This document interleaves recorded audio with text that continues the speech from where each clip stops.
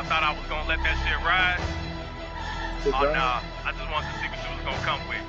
Now watch this. Time to get back on my bullshit. Time to get back to restoring order. Time to put an end to these coons trying to put us back in the slave quarters. Told you that it ain't about race. Convinced you that they don't see color. Now you licking on the boots of police and racist white Trump supporters. All skin folk ain't kinfolk. You not a brother or friend to me. Any anti-blackness for default makes you an enemy. When you belittle me, by literally been a bitch for white supremacy. So on the day that they turn on you, please keep that same energy. It's none of our fault. They taught you to hate on the people with similar skin tones. They told us to leave the land that they stole. If we could, we would have been gone. So how the fuck you telling people get off the plantation? You niggas are still long. Fuck the Republicans, Democrats, and the handout. Bitch, my money been long. Soon as I find out that they flipped on all you bitches, I'm sharing them on. You was too pussy to battle for money. That's why you had to go and diss in the song. Verified, I'm solidified in this rap game, bitch. I've been in the zone. All the followers with no clout. No wonder you pressed on with this song. These people don't love you. That's just part of your imagination. They just like the fact you a coon and you tap dance for their validation. All facts over feelings, right? It's just me being real with you. Got comfortable in the house cause you couldn't make it as a field nigga. My real name is some beer jokes. You honestly couldn't do better than that. Your delivery and your production. Back it up, put that shit in the trash. You a disgrace to the service and the uniform veteran hat. When you supporting these bitches racists, flying a rebel Confederate flags. Christopher with little Ray, with the wrong one to try to play. And my bars nutty like a payday. Made a weak song called The Patriot. Got on Billboard using 8-way. But I hit it first like Ray J. In the Trump rally, y'all safe space. Wanted the smoke, now you gotta get it. Everything I spit is hieroglyphic. Disrespect with little drama when it. Drunk the Kool-Aid, you was swallowing it. As for the code, you was following it. Gotta beat your ass cause your father did it. And ain't both of them pro-life? Now I gotta kill them cause they mama did it. Y'all both pussy, y'all a fucking joke. Y'all sold out, y'all broke the code. On another note, y'all ain't shit except blue falcons and a couple pokes. Bitches must have been bumped. True. So white people didn't like rap music, y'all know that y'all would be fucking broke. Holy smoke, boy, you ain't smoke shit. Let these stormtroopers fool y'all. You was a combat correspondent, wasn't nobody trying to shoot y'all. You was a journalist, pussy, but I never hear you say ooh rah. Talking to choir, engagement, headshot, booyah. These people don't love you. That's just part of your imagination. They just like the fact you a coon and you tap dance for their validation. All facts over feelings, right? It's just me being real with you. Got comfortable in the house cause you couldn't make it as a field nigga. Always wanna play victim, like you get attacked for political views. Nah, it's cause you shit on black people just so the white people get your views. You be doing all this cooning for clout just so Fox will let you get on the news. All that ass kissing you been doing and you still ain't got your 40 acres and mules. Rap culture, that's black culture, some shit that y'all trying to imitate. Go to 1776 and then tell me how the year was great. What would've happened to your son if he was with a white girl on a dinner date? Carolyn Bryant bitch still alive to this day and we still feeling imitate. You got it fucked up if you think we a mirror match. If I could trade you bitches for Betty White, I could live with that. Feel some type of way, wanna throw the hands, I can get with that. This right foot make you lean to the left like a Democrat. Pussy, fuck out of here. Got it. Nightmare next door to John Shawshank. Greetings, salutations. What's up? You know what time it is. Too, right? It's a warm up too. So right? I guess I gotta torch something. Flame on! What's up? Greetings, salutations. TNathan here. How are you all doing tonight? Tonight is pre-birthday. This is my pre-birthday day. Yeah, pre-birthday. Yes, I was born by a river, October 29th. My 57th birthday, or as I like to call it, the 30th anniversary of my 27th birthday. Yeah, that's what I call it. The 30th anniversary of my 27th birthday will be in a couple of hours. Yes. Yes. How y'all doing tonight? Hope you all are doing well. This is TNathan, and you all listening to Conversations with TNathan across the GCPN and all my social GCPR network, and my social media accounts. Okay, not all. TikTok, YouTube, and X, because my Twitch is down until my Twitch stream is down until my birthday. I don't know. Sometime tomorrow it'll be back up. My birthday is tomorrow. If I say today is my pre-birthday, if my pre-birthday is today, tomorrow is the day that I celebrate the 30th anniversary of my 27th birthday. Or should I celebrate the 27th anniversary of my 30th birthday? Either way, either way, it's fine. Yeah. So yeah, that's my cash app. That's my cash app. But even if not, do some random act of kindness tomorrow on my birthday for me. I would greatly appreciate that. Random act of kindness for T Nathan's birthday. That's what I would like to see. All right. So how you all doing? So we get to break out blue hearts for your birthday? Yeah, no. Blue Hearts will not be returning to this live until after November the 5th. There will be no Blue Hearts returning to this live to after November the 5th. Yeah, that's what we're standing on. So, yeah, get over it. But wow. Did you all see any clips from the Madison Square Garden Nazi throwback rally that Trump campaign had in New York over the weekend? Yeah. It is just so, as somebody who studies history, right? As somebody who studies history, when I see the correlation and the parallels between certain things that the Trump campaign is doing and things that have historical significance, I'm always left like you all knew that, right? You all know the historical significance of all of this, but everybody act new. Everybody act new on one. Yeah, everybody act new on one.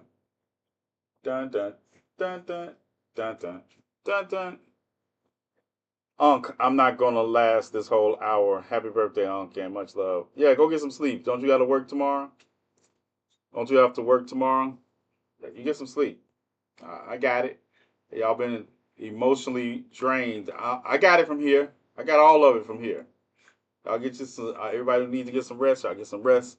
I know because y'all have to gonna be celebrating my birthday with me in spirit. So you're gonna be tired tomorrow because you're gonna get as much sleep as I do on my birthday. The same amount of sleep I get most days. Let's see. I'm curious. I gotta look at my. Hold on. How much sleep do you all think I've gotten in the last 24 hours? Let's look. Anybody want to guess before I show you? We're gonna look. This is Laura. I want to see how much sleep I've gotten in the last 24 hours. Let's see. Gotta wait for it to catch up. I got 20 minutes. I got 2 hours. Let's see. Next. I know GCPR, I wish you all could participate in some of these things. I know you all be like, but I want to play too. 5 hours? Jay said 5 hours. In the last 24 hours, Jay said I have been asleep for 5 hours. Oh man. Dun dun dun. Heart rate and everything.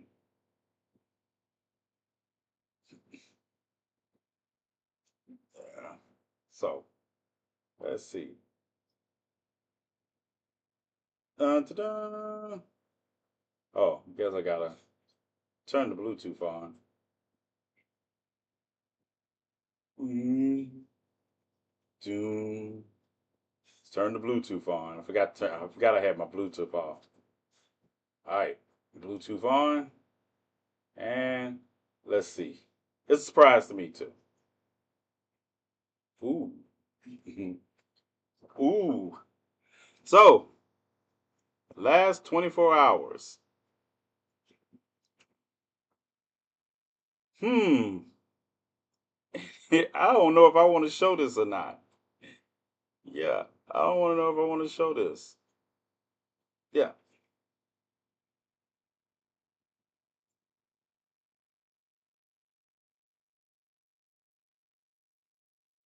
y'all see it? Can y'all see that? I know GCPR, you all can't see it.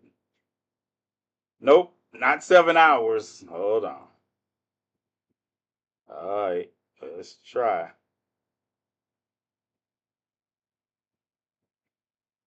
What about now?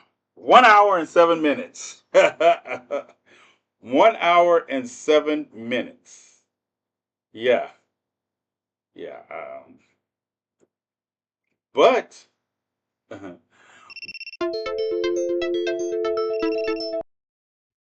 free Gemini. Free. Free. You just called into a guest spot on my podcast, right? Yes, and I think this is something that would be great for the podcast.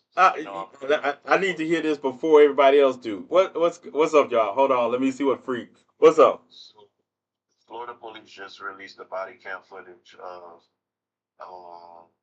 I guess, a legal migrant. Basically, the woman called the police department saying that she wanted to sit from the people.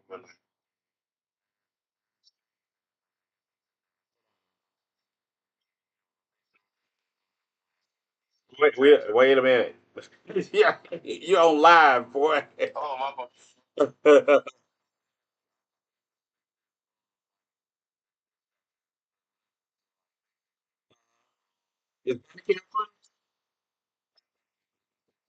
Send me the body count. Yeah. So when they tracked her phone down, they literally caught her in the midst of about to be raped. And it's Yeah.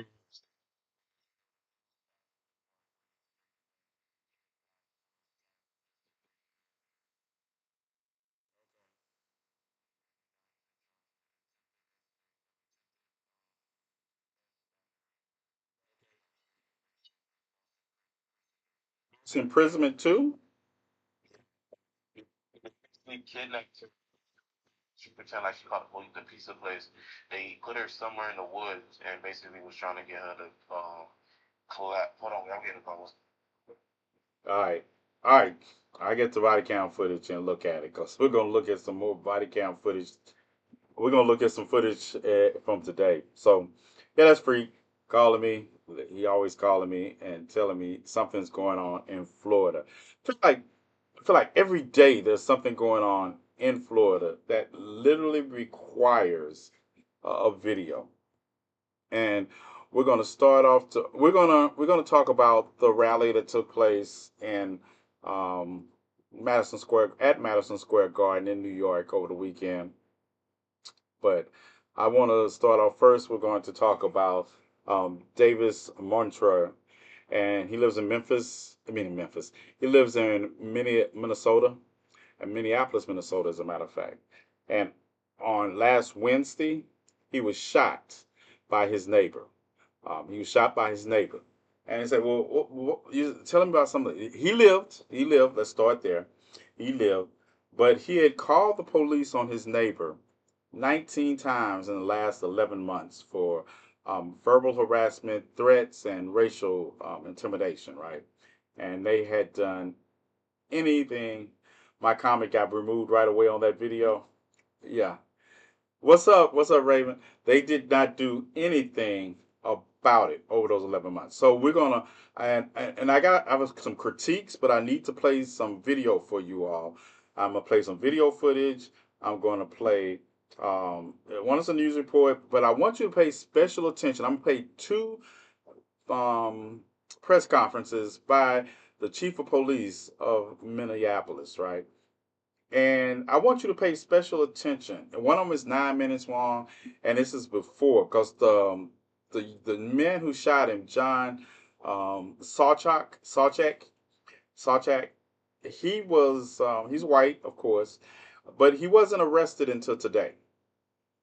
Shot him on Wednesday, and I want you to listen to why he wasn't arrested until today.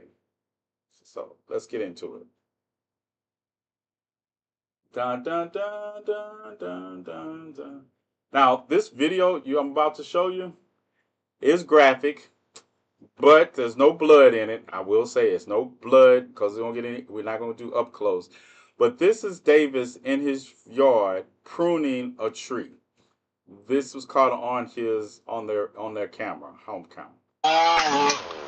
This was a shocking moment caught on camera. Video obtained by our NBC affiliate KARE 11 shows David Matori trimming a tree outside his Minneapolis home Wednesday when, according to court documents, a bullet was fired from his neighbor's upstairs window. The bullet went down through my neck and then all the way back to my spine. Matori told NBC affiliate KARE 11 he's also recovering from broken ribs and a concussion. Adding, the last 11 months since he and his wife moved in, they've been living a nightmare next door to John Shawshak. Court documents show the victim called police 19 times prior to the shooting for incidents including harassment, hate speech, and verbal threats. It also says Shawshak suffers from mental illness. Shawshak has been charged with attempted murder, but he is not in jail. Police allowing him to stay in his home because they say he's a threat to himself and others. The likelihood of an armed, violent confrontation where we may have to use deadly force with the suspect in this case is high. That excuse sparking community outrage. We have to take violent criminals off the street. So I'm not a police officer. I don't know how that gets done, but I know it needs to get done. Police say Shawshak rarely leaves his home, and the department has not set an arrest date. We are not going to bust the door down, guns blazing, and get into a deadly force situation, but we will ensure the community will be safe. Matori says he feels the Minneapolis Police Department failed to protect his family by not arresting his neighbor when they needed them most. If you're saying you're scared, what does that do to me? You know, like, you have this body armor, you have professional training. Dana Griffin, NBC News. Y'all heard that, right? You all heard that was he got shot last Wednesday. He got shot last Wednesday, and he was not arrested. They issued a arrest. Now I'm about to play a news conference for you that took place after that. After he still wasn't arrested at the time of this news conference.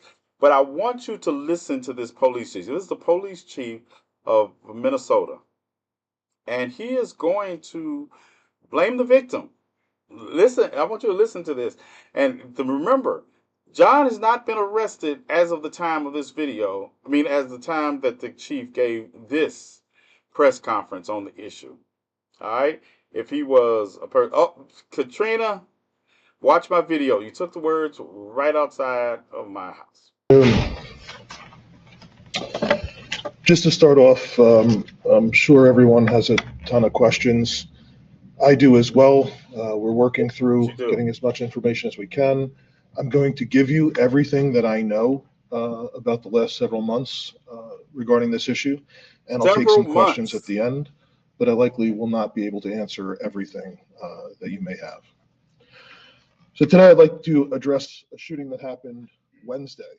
I want to start off by wishing the victim well in this case, wishing him a fast and full recovery as he continues to heal in the hospital. On Wednesday, police officers from the 5th Precinct responded to the hospital, where there was a report of a man that was in the hospital where it was discovered that he was injured by gunfire. Prior to this, the victim reported to us that his neighbor had threatened to shoot him if he touched a specific tree. On Wednesday, at some point while the victim was cutting that tree, he was injured. At first, the victim did not know that he was injured by gunfire. Victim's wife came home and found him lying on the floor and believed he had a heart attack. He was transported by EMS to the hospital, where medical personnel then discovered he wasn't lying on the floor. He was lying on the ground outside. When officers spoke to the victim at the hospital, he could not recall the events prior to him being transported. Not true. Including the fact that he had been shot. There were no witnesses to the shooting and no 911 calls regarding shots fired. I am grateful that our investigators worked so quickly to submit charges to the attorney's office, especially considering no one heard or saw a suspect shoot the victim, and that the victim could not recall what happened. Literally saw the camera footage, right? Did you all see the same camera footage that I saw? This is, like I say, this is before he was arrested. Did you all literally see the camera footage that I saw? He was not on the floor of the house. He was outside on the ground, bleeding. Just thought I'd throw that in. This is an incredibly frustrating situation for everyone involved, especially those at the police department who have been involved in these cases, dozens of them, for months. Dozens. We've been working to arrest the suspect in this case since at least April of this year. We have been working to arrest the suspect since April of this year.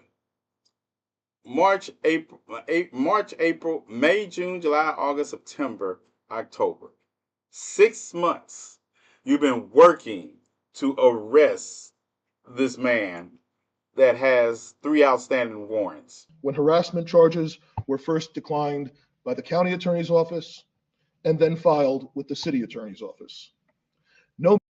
The county attorney initially refused to file charges against this man. The video evidence, all that, and he refused. And then they still only issued arrest warrants for him. This man has been harassing this family ever since they moved there, and has 19. You have called the police department 19 times on this man. 19. Let that sink in. Minneapolis police officers have had in-person contact with that suspect since the victim in this case has been calling us. I recognize that there are a lot of questions about why we have not applied or executed a search warrant on the address. Let me lay out the realities in this case. We have an arrest warrant. We have a suspect who is mentally ill, and now he is known to possess firearms. He has had in the past violent confrontations, and he refuses to cooperate in the dozens of times that police officers have responded to the residence.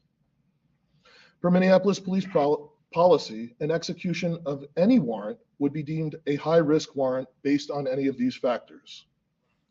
All of this to say, based on our assessment, the likelihood of an armed, violent confrontation where we may have to use deadly force with the suspect in this case is high. And prior to Wednesday, all we had was a threats warrant. Listen. Prior to Wednesday, all they had was a threats warrant. 3 active warrants on this man. You're going to talk about the threat warrant. The threat was to literally shoot this man. He literally threatened to shoot his neighbor. In last year, he threatened to shoot his neighbor if he caught him in the yard pruning his tree. Literally. Racial slurs and epithets and everything, the whole 9 yards. And you all have not been able to arrest him in 6 months. Let that sink in. In attempting to make an arrest that was safe for the victim. Listen to this. In attempting to make an arrest that was safe for the victim. The victim. You're planning to arrest the man, but you got to make it safe for the victim. As well as the officers, the suspect in Minneapolis community. We wanted to arrest the suspect where he would be least likely to have access to firearms. That is outside the residence. Unfortunately, in this case, this suspect is a recluse and has not often come out of the house. When the victim made previous calls to 911 regarding the suspect, patrol officers attempted to knock and announce themselves to the suspect at this address. He refused to come to the door every time. Officers could not even tell if the person was actually home. A lieutenant from this precinct has responded to that location and made contact with the victim and gone to the suspect's house over 20 times. That lieutenant alone, not to mention the officers that work for him on the Southside React team, as well as the patrol officers who have responded there. He has waited outside the house. Lieutenant has waited outside the house for the suspect to leave during the hours when the victim told him that the suspect does leave the house. But the lieutenant has never actually seen the suspect outside the house. Same lieutenant gave this victim his phone number and asked the victim to call the lieutenant directly when he sees this person outside the house. The lieutenant never received a phone call from the victim indicating that the person was outside the house. So you're saying it's the victim's responsibility to watch for the suspect to come out the house. Did you just say it is the victim's responsibility to pull surveillance on his next door neighbor to let you know when he's coming out the house. Did I hear that right? Did anybody else hear that? They literally said, this is a press conference. Let that sink in. This is the press conference. This is the press conference, and the man is still in his house at the time of this press conference. He is still in his house at the time of the press conference. He has not been arrested. This man, he shot Davis on Wednesday. This press conference is on Friday. In addition, the situation escalated in part by actions that were precipitated by the victim. Now, that's the part I wanted you all to hear. He just blamed the victim. He just said the situation was precipitated by actions based upon the victim. You just blamed the victim for getting shot. You just blamed the victim that called your department 19 times in the last 11 months. You just blamed the victim that was shot in his yard, laid out in his yard, for precipitating activity. What? And then you already said, how could you precipitate something with somebody who doesn't even come outside? And MPD has been working to lawfully and safely effect the arrest warrants that have been issued, with the utmost priority to the sanctity of human life. Now, because of the intense attention on this that this incident has drawn, listen to my this officers are in even greater danger when trying to make an arrest. Listen to this gaslighting. If the suspect did not know before that we were looking for him, he certainly knows now. This incident highlights the sad reality of how the current rhetoric around policing in this city and changings surrounding law enforcement in general hampers our ability to effect lawful arrests. This incident shows how it does not only negatively impact community safety, but the individual officers involved. Anyone who suggests that the cops don't want to arrest this person is simply wrong. To be frank, the officers, however, are scared. They're scared of being prosecuted if they get into a situation where they make a mistake trying to do their job and protect the public. I'm sick and tired of hearing this situation. The reality we are in is you are damned if you do and damned if you don't. And it's got to end. If we did go in with a SWAT team and wound up in a deadly force situation, the headlines would read, MPD shoots a mentally ill person. Because we have not and have been trying to safely and take this person into custody without further injecting violence into the situation, the headlines might read, MPD refuses to arrest suspect. This type of incident affecting the safety of our residents is the predictable consequence of the type of rhetoric and actions that have been common. We have made incredible progress in the city over the last few years, but we still have a long way to go. At some point, somebody needs to step up and say, enough is enough. We need to do our jobs. Today, that person is me. And I'll take any questions that you may have. Chief, what's your reaction to the letter from the council saying that the department's inaction escalated to this shooting? The question was, just in case you couldn't hear it, the question was, what does he say in response to the city council saying that the police department's inactivity escalated the shooting? It's beyond disappointing. I did not receive one single phone call from an elected official asking for facts.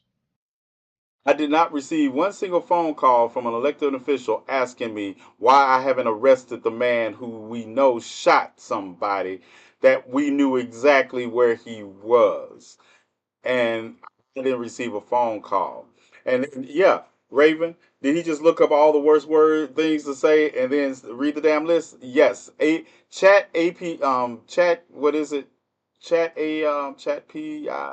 Whatever it is, Chat GPT, yeah, is working against him. It working. No, he just said it because he is. He is who he is. So I thought we were on the same team. Apparently not. And that's a bad situation for the residents of the city. The police in this city are not politicians. I am not a political actor in the city. We are the police for everyone. And we should not have this type of back and forth without any factual information at all, without any intent to get it. What do you mean, no factual information at all? You have 19 calls that this family has made to you in the last 11 months of violence. They have videotapes from their phones that they have shown you of this man and threatening them with violence. And then to say you don't make it make sense. Chief, one more question. Chief, do you believe that the suspect is currently still at his residence, or do you think he may have fled? This question is, do you believe that the suspect is still at his residence? The suspect that you've already determined was a hoarder and a recluse. I don't want to disclose that at this time because we are working around the clock to safely bring him into custody, including talking to family members, including talking to mental health professionals. We are not going to bust the door down, guns blazing, and get into a deadly force situation. That's not going to happen. But we will ensure the community will be safe around the clock there. Mark my words. As long So let me get this right. Let me get this right. So you can shoot somebody, go into your house, and you don't have to worry about the police coming in, guns blazing to take you out. Right? You can shoot people from inside your house. Do like you do when you kick outdoors in to get and I hate the old reverse situation, but if Davis was the one that has shot his neighbor, mental health would be damned. We wouldn't be having this conversation about mental health. How many situations do you all know of where police have just busted into the wrong house to get a suspect? And you mean to tell me you as it takes to safely take this person into custody. Safely take the person who tried to kill somebody into custody. And then it's all the gaslighting. It is all the gaslighting of this video, of this press conference. Because, hold on, let me get. More police. That's it. Thank you. Thank you. And it's all the gaslighting that goes into that video. It is all the gaslighting that went into it that really gets me because he wanted to. Now, the Department of Justice just completed their investigation that they have been under since 2020 after the death of George Floyd. And in their report, they said that I keep wanting to say Memphis because Memphis had almost a similar report. Minneapolis Police Department has failed its black community consistently. That was the findings of DOJ, that the Minnesota Police Department has failed its black citizens regularly. All right? Understand. Goes without saying. Goes without saying, Breonna Taylor. Goes without saying that Atiana Jefferson. It goes without saying Sandra Bland. It goes without mentioning the names that we can go over ad nauseum.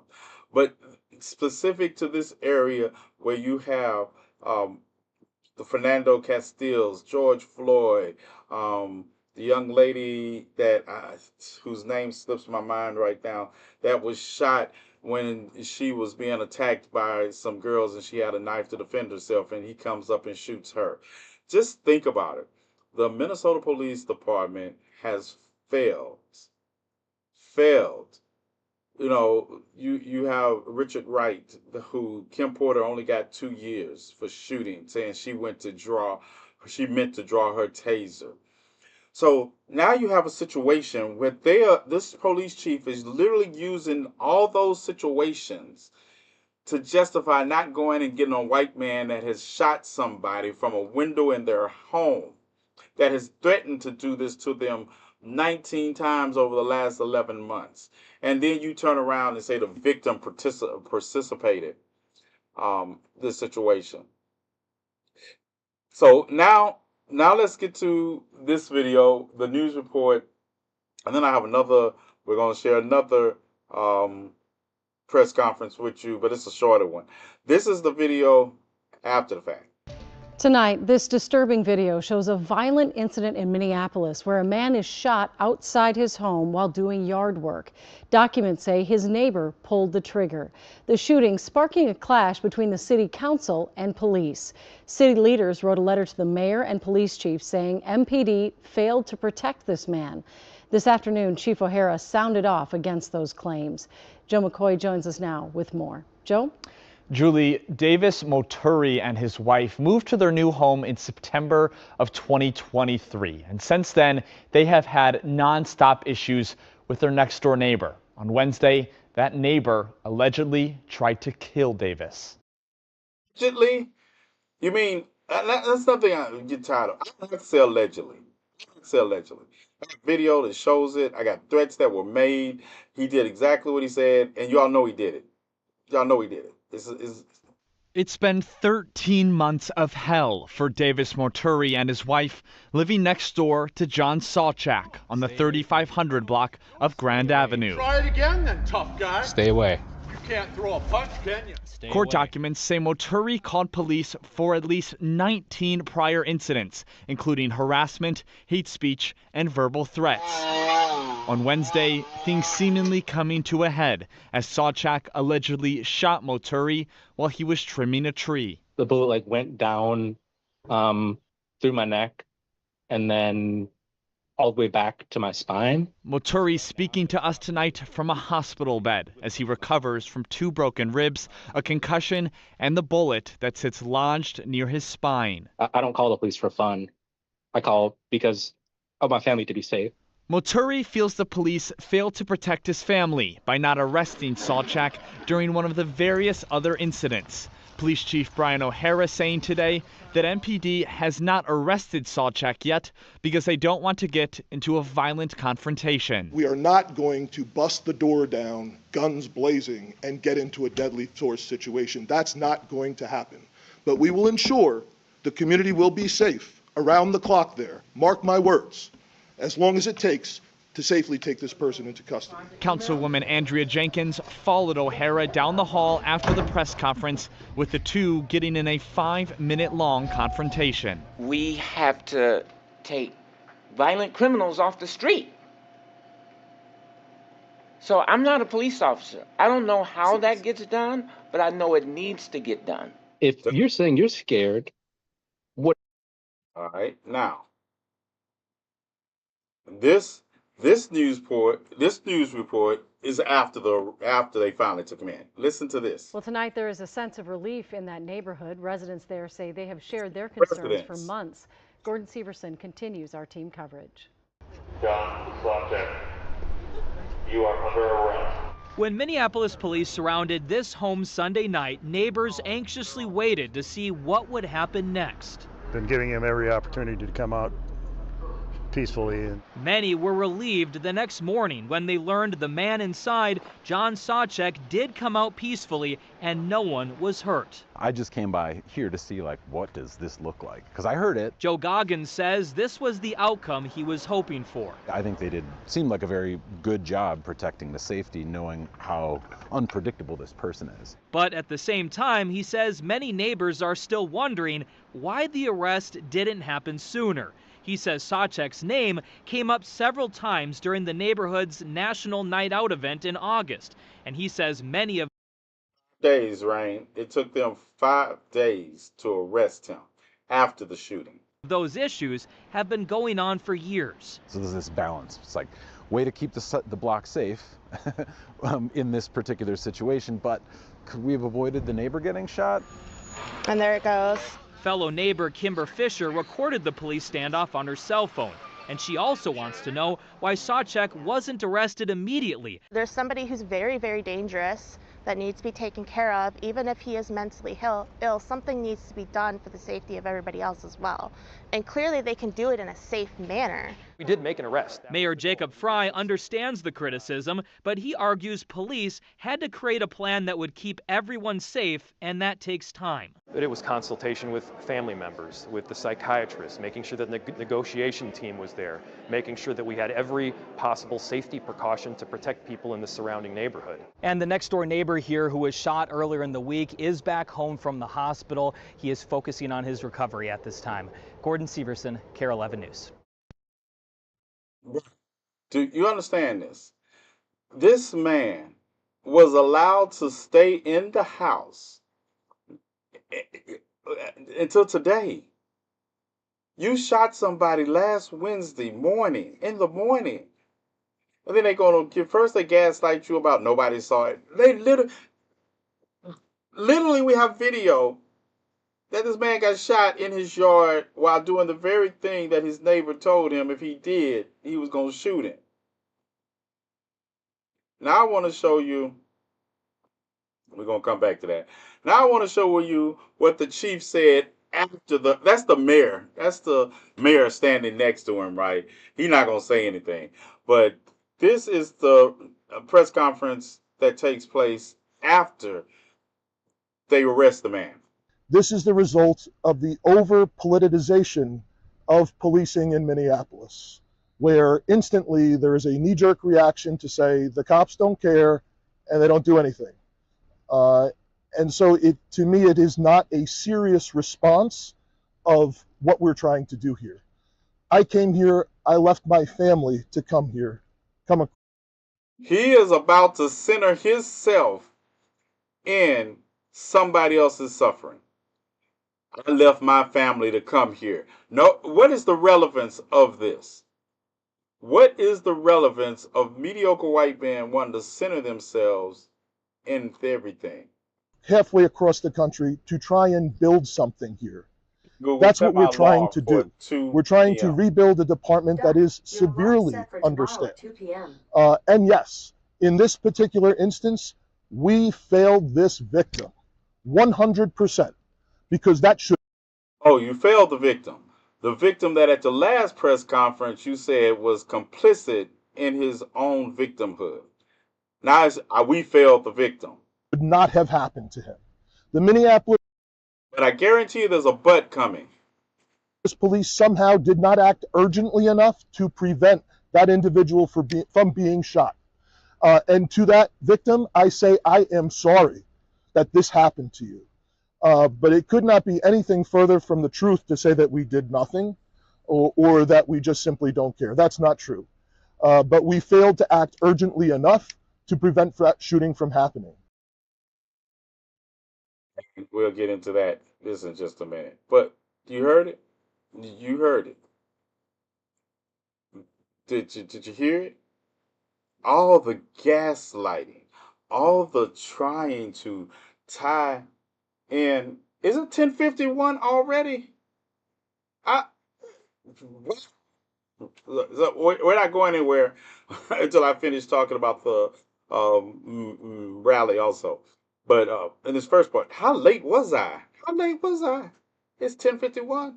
Oh, all right. So the idea that the chief's gaslighting is rooted in the fact that their department was called on how they handle black and brown people. And your reaction is to justify something the Department of Justice never said you had a problem with. You never had a problem, but here we go. We have a white man that has shot a black man in his yard. Not a black man that was trying to break into your house. Not a black man that was even on your property. None of those usual stats fit with Davis. And here you are now lollygagging. Y'all haven't heard that one in a while, have you? Lollygagging on arrest, making an arrest because he has mental health issues. And we don't want to get in a shootout with him. Like, what, they don't have tear gas? I know they got tear gas. They threw some on us when we were, hypothetically speaking. I know they got tear gas. Because in the a couple of times I've been to Memphis, I have seen tear gas up close and personal, be it from stop line 3, may or may not have been there in 2020. May or may not have been there. Yeah, I can understand the rubber bullets because you really can't fire rubber bullets into a house, but you can throw tear gas into windows. You, I understand all that, Rain, but you have to. I'm saying that even if he is barricaded in the house, he's in the house. He's in the house. You can easily. You know what they did to Operation Move? Anytime a racist video is captured, the internet is on the racist. No, they're not. We like to believe the power of the internet is more than it is, but it just brings awareness. This went on for days. They could have used loud noises. They could have set it on fire for all I care. Because you can best believe if this was a black or brown person or an immigrant, they wouldn't have done. You could have had, if the roles were reversed, they would have breached that house. They would have breached the house while the ambulance was still there. While the ambulance was still there, they would have been in that house. Either they would have dragged him out and needed another ambulance, one way or the other. You can best believe it. And talk about he has mental health issues. Really? You literally shot a child in the middle of the street that was having a mental health issue, and he was laying on the ground. Your uncle a birthday present? That's what you need to get. Your uncle a birthday present. Yeah, birthday, pre-birthday. What's up, nephew? But that's what we're talking about. That's what we're looking at. We're looking at right. That's the other one. I forgot that one. That one was in Texas. This one I'm talking all the ones I'm talking about are in Minnesota. The one in Texas where the guy was laying in the street with his health care provider and they shot the health care provider. The one in Memphis, it was an older man and he was laying in the street and he sat up and they shot him. 1 hour and 5 minutes to the B day. 1 hour and 5 minutes to the B day. It's actually my anniversary. It's actually my anniversary. It's the 27th anniversary of my 30th birthday. Yeah. 27th anniversary of my 30th birthday. Yeah, that's where we're going. I'm going to say for them to just fire some flares into the house. Right. Your birthday present and my big day, the best gift of the week. Yes. No. Big day. Big smile day. There's a horror movie called Smile. I should show in honor of your big day. There's two of them. It's the Smile 1 and a Smile 2. I should play them in honor of your big day. Um, but yeah, that is the reality of the situation, right? That is when people talk about how um, covert and overt racism and talk about, oh, we live in a. No, the actions that we have just watched took place are rooted in race. And took no prisoners. It would have mattered. That wouldn't have mattered. It wouldn't have mattered. That's what's so infuriating about these situations is that we're gaslit with our own pain and suffering turned back on us. We're gaslit. That chief gaslit us and said, well, we're not going in because we don't want to be sued and we're scared. He turned it around and made it seem like it was the victim's fault. He turned it around and made it seem like they were all of a sudden abiding by some kind of rules of engagement that they have never abided by when it comes to black people. Fernando Castile was shot in his car after telling you, I am a registered gun owner and my gun is in the glove compartment. And he goes to reach for his license and registration and the cop shoots him. and he shoots him. They don't think black people have mental illness. We're just aggressive. Look, and therefore, I want the same standard of treatment across the board because uh, I have a mental illness. Mine, I think out. I think out how I'm going to display mine. It's not random. It must be. It must be thought out. Because at the end of the day, I'm changing my name to Dexter. Yeah, I'm changing my name to Dexter. TNathan Dexter Fairley. Yeah, that's gonna be it. Just call me Dexter. If you know, you know. If you know, you know. Yeah, I'll be a predator of those. Yeah, them. Yep. Baby face with a smile. I'm almost. Hey, so um, GCPR. This is what's about to happen. I'm about to I'm gonna go into the intro of what happened at the Trump rally yesterday on this weekend, and then we're gonna play some clips from. We're gonna talk about the misogyny. So we'll do that. I'm gonna do an intro until 11 for a minute, and then you all have to come and follow me if you have a GC, if you have or what am I looking for, Raven? The word I'm looking for. Uh, a VSN. Yeah. If you have a VSN, a VSP, VPN. Yeah. I don't know why I just, if you have a VPN that allows you to get TikTok in your area or X or YouTube, you can't go to my Twitch today because my Twitch is suspended until tomorrow. Because I am not going, and it's always going to get suspended because I'm still going to do what I do. Right. So, Trump rally yesterday. All right, PP. All right, GCPR. We're out of here, and y'all come on over. I'm about to talk about the Trump rally. All right. All right. That signed out. I didn't know I was that late. I guess I was 5 minutes late because I'm 5 minutes under. But anyway, so in 1939, in February of 1939, the Third Reich, the United States um, Nazi Party, Socialist Party, um, the Third Reich, held a rally at Madison Square Garden. And it was about the America for Americans. They praised the guy who was born on April 20th, 1889. That was their superstar. They loved him. Um, and it was one of the most racist rallies ever until that had taken place at Madison Square Garden until Trump said, "Hold my beer."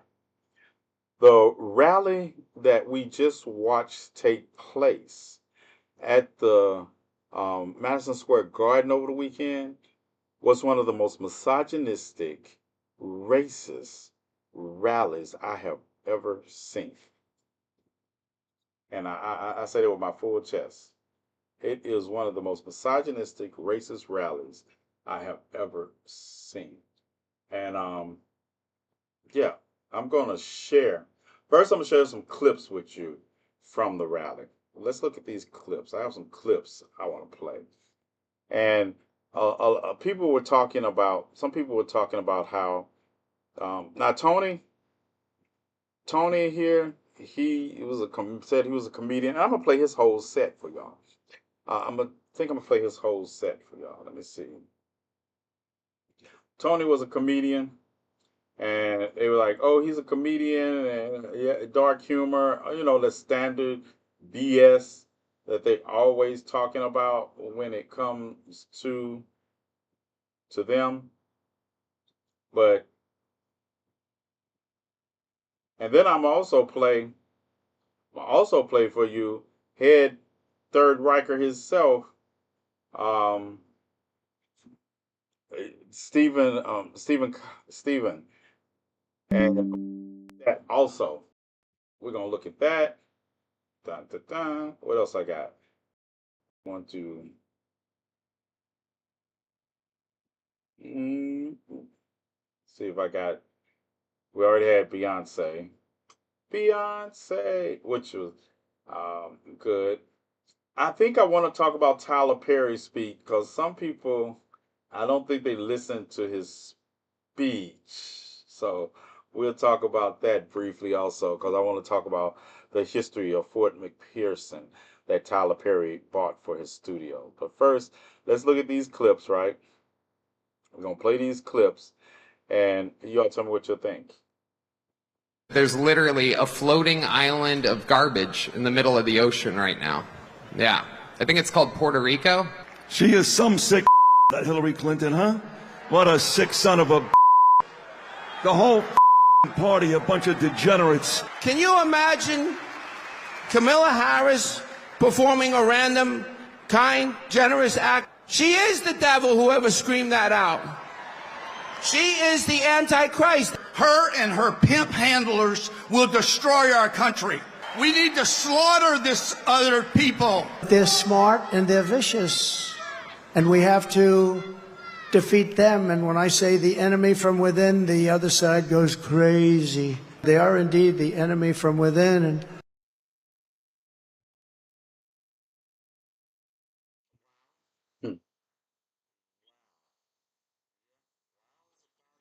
Wow sums it up. Wow.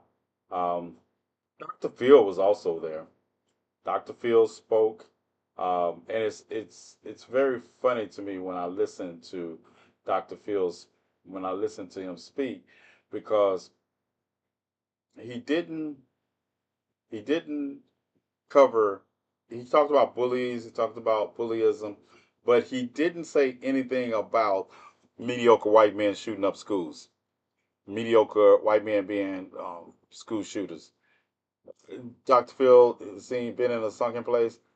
I don't know. I understand when people say that about people that are part of the minority class that suckle on the teat of white supremacy. But for white men, that's just standard. That's not a sunken place to them. That's their elevated place. That's the default place they go to. That's their default. And just think, two of the white men that Oprah introduced to us have turned out to be racist bigots. Dr. Oz and Dr. Phil. Both of them have. Only safe one I know is Nate Burke. And oh, just think about it. Let that sink in, right? Um, no, and it must hurt. Which makes me question. No, I'm not going there, Junior. I'm not going there because if that's the case, there's a lot of people's judgments I will question. I would question a lot of people's judgment if we make bad decisions. No, I'm not giving that one. I was making the thing that goes to show you how people can be in tune to just one aspect of a person's personality without really knowing who they are. Because I just don't. You remember how Oprah met Dr. Phil? Oprah met Dr. Phil. No. If that's the case, a lot of y'all better start lining up and apologizing then, because a lot of your friends are bigots and racists. A lot of your family members are bigots and racists. A lot of the people you work with, that you all kiki with, are bigots and racists. And sometimes you don't know. This election cycle has exposed a lot of you all so-called friends. A lot of the friends that you thought, hell, I've kicked family members to the curb. I have kicked family members to the curb. I have kicked people with that I know, that I thought I knew, to the curb because they're Messiah. See, one thing about this, some people are good at masking their misogyny and their racism and their menage a trois. Some good. But see, this election has brought out so much pressure on all of that they're not good at having all three of them at the same time. I blocked my husband's entire family because they're Trump supporters. See? For introducing us to them fools. I remember I used to hang on her. Look. So, Shay, that's what I'm talking about. I never liked Dr. Oz because I was like, all that BS steak oil salesman. I didn't like Dr. Phil because he reminded me of of a sitcom, a 80s sitcom that always wanted to try to solve everything in 30 minutes to an hour, right? Yeah. So he said he would like slavery back. Who said that? But I'm gonna tell you, be for real. Dennis Quaid, Trump supporter. Um, what's the other guy's name that played Shazam? And it was sad. It is sad. I remember before he came out and supported Trump, I had just watched a movie by him called the Purple Crayon. Is it Jason Levy? That played Shazam. He played those roles, and he's a big Trump supporter now because of Robert F. Kennedy. So yeah, it's easy to say these things in retrospect, but at the time, I would have never thought. Now, don't get me wrong. Most of I say this, and this is going to sound bad, but most of the rappers that come out in support of Trump, I never liked anyway. So it wasn't a stretch. I didn't like because I don't like misogyny, and I don't like excessive misogyny. So once I detect misogyny, and let's be realistic, this election is about race and gender. It's about race and gender. It is the intersectionality that black women live at, having to deal with racism and misogyny. That's why it's a whole special term for the menage a trois that black women go through. And that's what you're seeing on display here. Um, the only way that Kamala Harris wins this election is that she has to win more women and increase her lead amongst women than Donald Trump has increased his lead amongst men. The patriarchy is in full effect in this election. And I'm tired of looking at Donald Trump, so we're about to move him. But the patriarchy is in full effect. Let that sink in. That though all listen to all those comments that Donald Trump and all his supporters were making on that stage, and they were geared towards. It amazes me how women support Donald Trump at all. At all. This man and his listen at what he put on stage.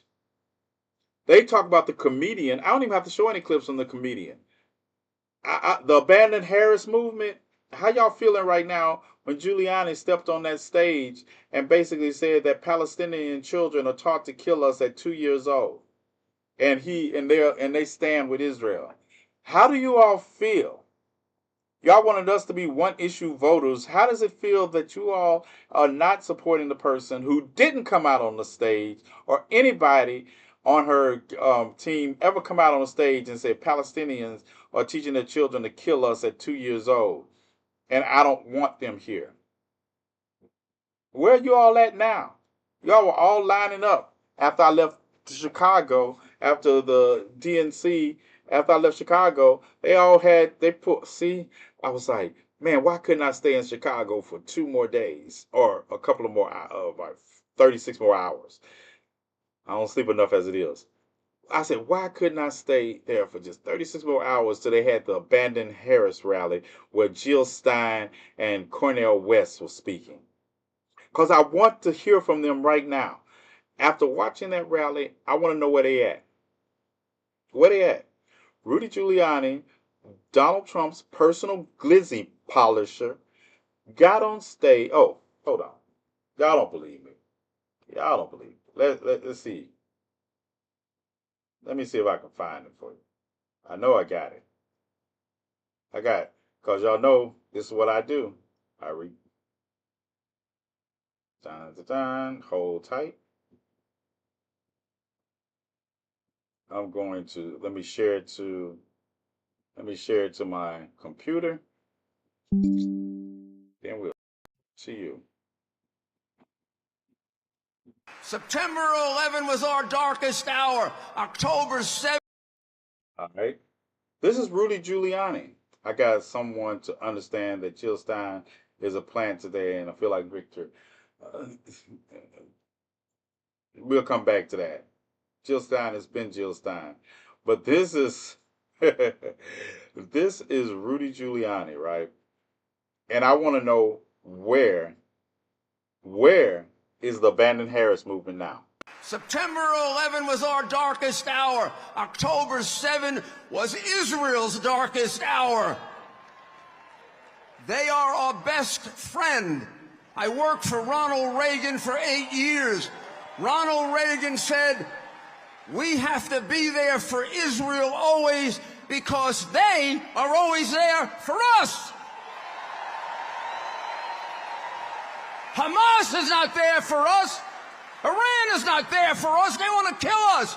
And the Palestinians are taught to kill us at 2 years old. They won't let a Palestinian in Jordan. They won't let a Palestinian in Egypt. And Harris wants to bring them to you. They may have good people. I'm sorry, I don't take a risk with people that are taught to kill Americans at 2. I'm on the side of Israel. You're on the side of Israel. Donald Trump's on the side of Israel. And they're on the side of the terrorists. Like me, President Trump grew up here. He's a New Yorker.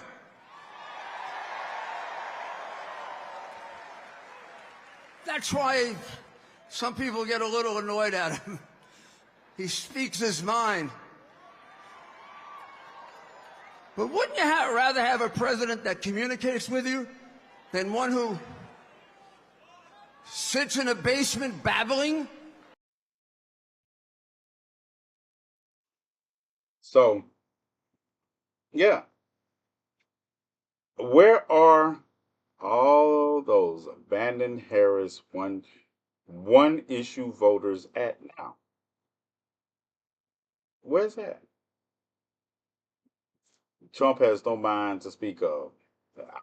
You know, I find comments like that dismissive of the danger that Trump does pose. Yeah, I've heard that. But at the end of the day, that's like when people talk about Kamala Harris's qualifications or her intelligence. That's like you're ignoring the fact that regardless if he has no mind to speak of, then he does have enough presence that have half the country willing to vote for him. We do have this. You can't not acknowledge the fact that this race is close with all of that. All the things you all say about Trump might be true, but you still have to acknowledge that at the end of the day, this race is close because of, in spite of those things, this is, I mean, I wish he was ignorant enough to walk off a stage, a high one. I wish he, but he's not. I don't think. I mean, maybe I'm just one of the few people that never underestimates their enemy.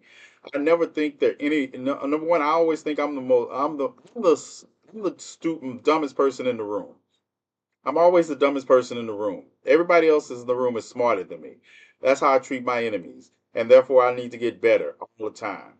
All the time, I push myself to be better, stronger, faster, because I know that underestimating them is why we were in chains for chattel slavery for so long, why we remained in chains during the enslavement of people, and why marginalized groups of people in this country are still being treated like second class citizens. They didn't get, they're smart.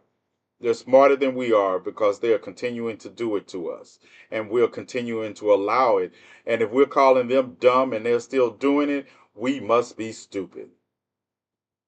We must be stupid. Because there's no way to justify it any other way. I say that because when you challenge what he says, he glitches. Yeah, but here's the thing, and I agree, Junior, I agree. He glitches. But what he has proven is that old adage, I don't have to be the smartest point in the. That's a lot of things I tell people on TikTok when I be looking at these debates they be having in their lives and these panel discussions. They're so busy trying to prove their intelligence and their equality and equal treatment. Oh, everybody get. No, Stupid. I come in ready to fight.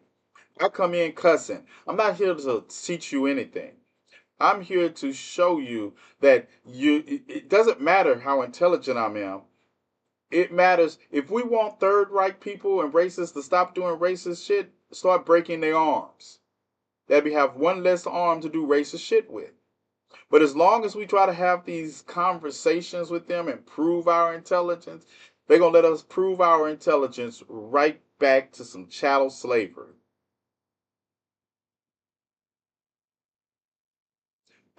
We're looking at the fact. Listen, if we just go by the last election alone, we're talking about 75 million people cast their vote for Donald Trump. 75 million people. Where do you think these people going on November the 6th? Where do you think they're going to be at?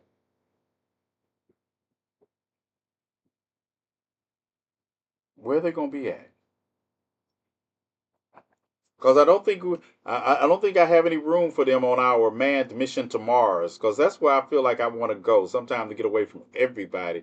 Because at the end of the day, we are fighting a revolution like we are actually having a fish fry, and nobody's willing to throw any fish. Poorly educated or not, they are there,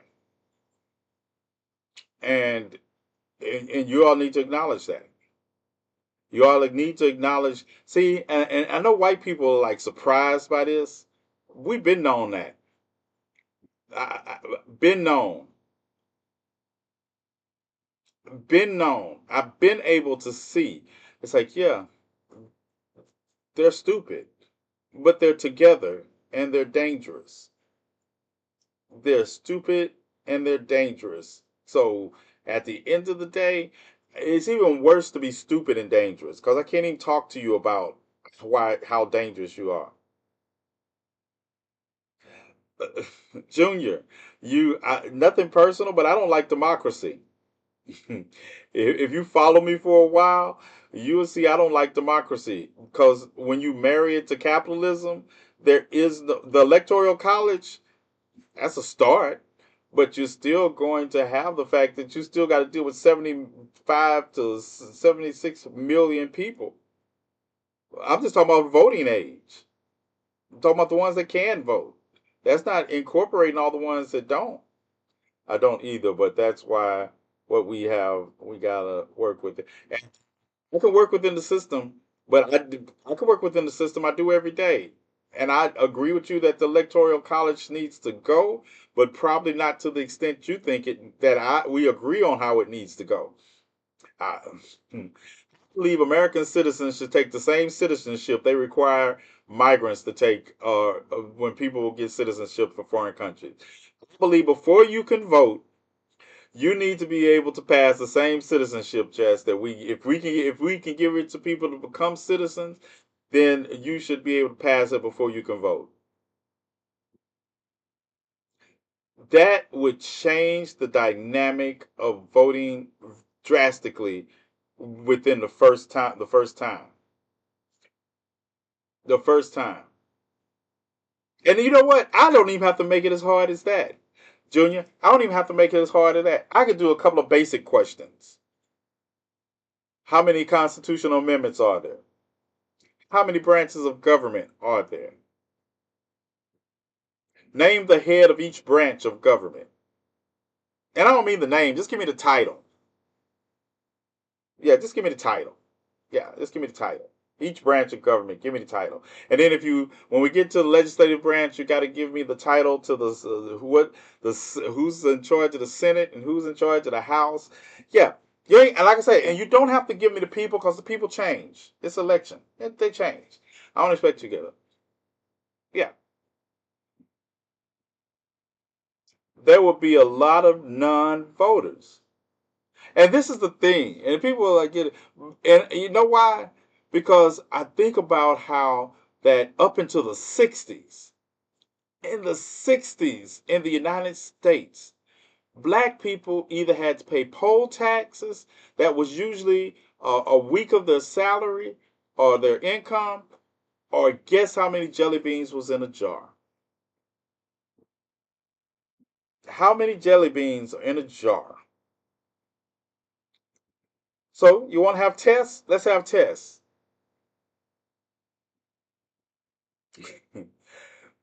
Let's have tests. Because at the end of the day, my problem with democracy is because people don't understand that we have all kinds of restrictions on all kinds of things. You got to have a license to drive a car, and you have to pass a test to get it. CDL, all that. But to some of the most important things we do, all you got to do is show up. You don't have, you want to be a parent, all you got to do is find somebody stupid enough to have your child. Two stupid people together, we can't say anything. Oh yeah, y'all showed up with the right equipment. I guess y'all parents now. And voting. Yeah, that's why I believe. That's why I come from the Ashanti. I believe. I believe firmly in tribal leadership council and one head. Y'all call me whatever you want to. Pharaoh and visors council, but great civilizations, the greatest civilizations that have ever existed, were not democracies. Everybody tries to pass off Greece and Athens and all these places because that's the birthplace of democracy. The Ming Empire, the Qing Dynasty, none of them were democracies. None of them. None of the great civilizations that sprung up around the Tigris and Euphrates River, the Indus River, the Nile. None of them were democracies. They were led by a council and a one leader. If you want a pew pew, show the money and sign the papers. And the 60s wasn't even that long ago. Yes, it wasn't, Junior, because my birthday is in, I will be 57. Oh, man. Yeah, same time zone. I had to check the time zones because I'm in Kansas now, but yeah, Mississippi. Yeah, I'll be 57 in approximately, technically at the day, but if you want to get even technical, I was born at 1:22 a.m. on the 29th. So I was born at 1:22 a.m. 57 years ago today. I mean, tomorrow. Yeah. 57 years ago.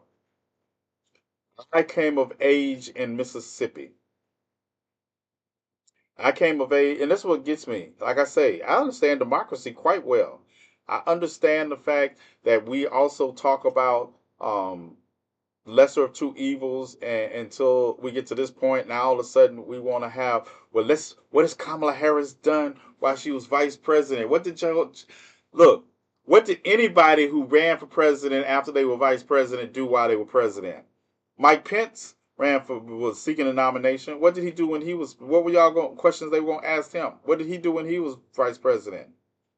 What did Joe Biden do when he was vice president? What? I'm not even going back. Yes, Joseph Biden was a senator. So was Kamala Harris. But what did they do when they were vice president? What is the vice president's constitutional responsibility? It's about time for me to get a new one of these too, right? I was looking at the other. Anybody want to send me a new constitution? I was looking at it the other day, and it's like, yeah, this one's. I have to buy one of these every couple of years, right? Because you can tell. Like I say, my Constitution is not going to be one of those it's going to be wrinkled in places. It's going to be like when I've turned it up, and you know how you turn over and you lay it down, and you got spills on it because it gets used. And I use it. I actually know most of it by heart.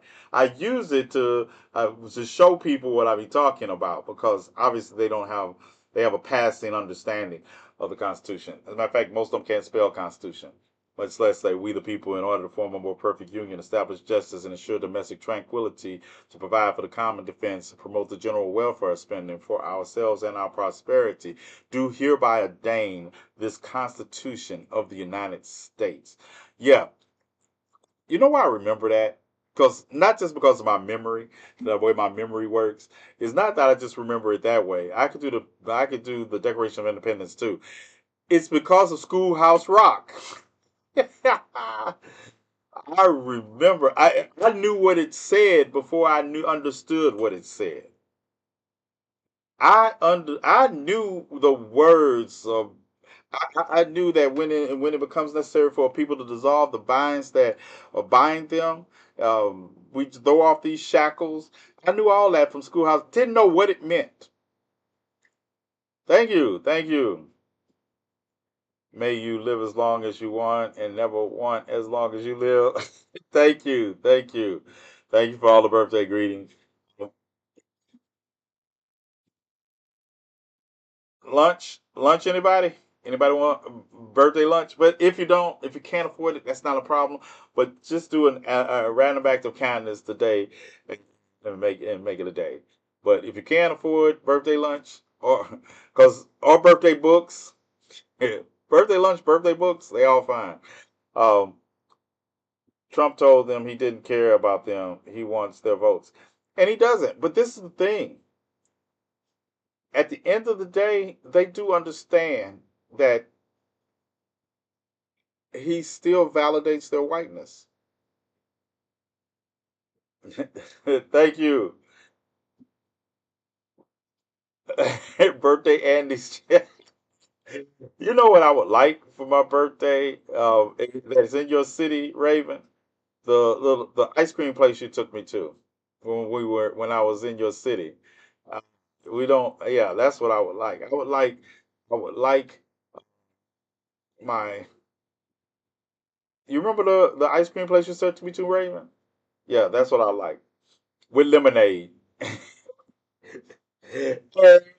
Yes, I would like. That was some. That was like. Probably. I would go to Dairy Queen if it was open. Andy's. Yeah, that's right. Yeah, I'm just saying. That's it. But I probably have to settle for Dairy Queen. There's one here. Dun dun dun dun. Went off. It's it's that time. That time. Yeah, those are that's my birthday wishes. That lets me know that, and I said it to let me know that in approximately 2 hours I will be born. And these frozen custard, yeah, they do. I'm gonna have to look for it. I'm not gonna. I might have to Uber to it. I might have to go take an Uber to it tomorrow because my bestie doesn't get off work until in the morning, and then she needs to get some rest when she gets off work. So I'll probably Uber to it. I said I was going to. I won't be getting off topic on his birthday. Yes, you will, Robert. That's your Robert not getting off topic. I'm going to be like, somebody check on Robert. Invasion of the Body Snatchers has started, and they started with Robert. Yeah, that's it. That's how we know. There are certain people that if they start acting a certain way, I know the invasion of the Body Snatchers has started. Thank you, G.I. Jane. You were serious. Thank you, G.I. Jane. Yes, I will be going to Andy's later today. Thank you. Yes, yeah. If Robert stayed on topic when I'm talking, I will. Thank you. Happy baby all day.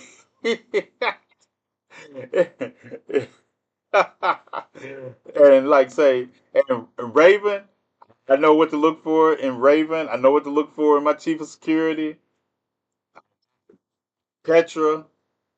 I know all. If something happened to them, I would know it immediately just by talking to them.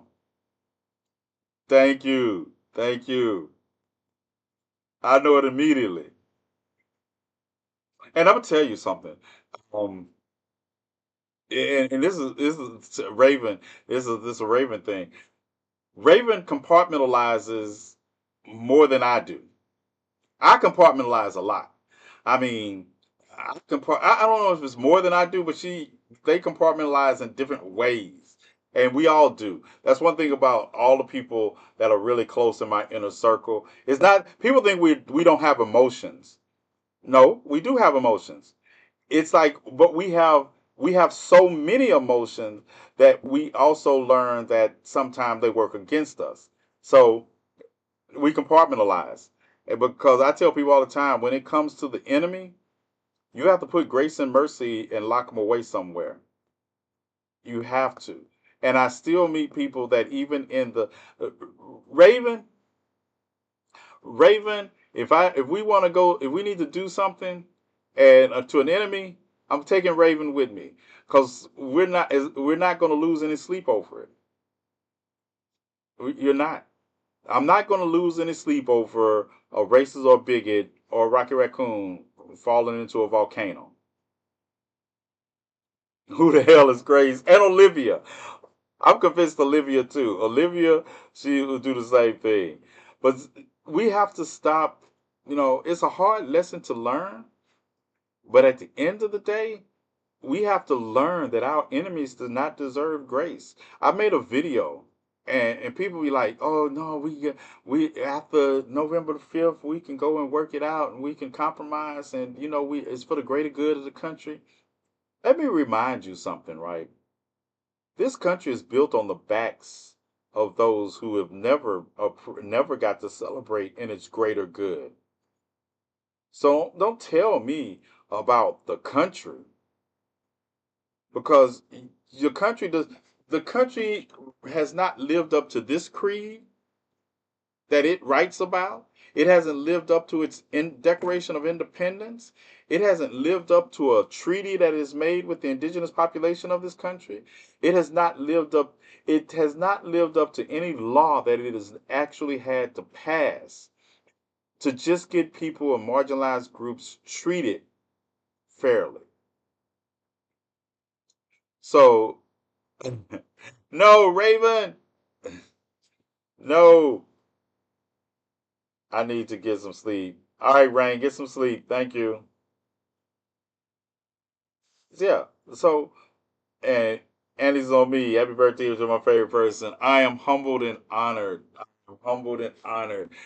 Soon as my Twitch goes back up, we playing movies, or else we're gonna play them right here, one way or the other. Might have to play them on my main page. Y'all know I don't care. But at the end of the day, there are a few people, and I'd say this, and things happen, and I see that people sometimes like to hold on to their misery. They like to be miserable. I don't have the time or the inclination to hold on to your misery for you.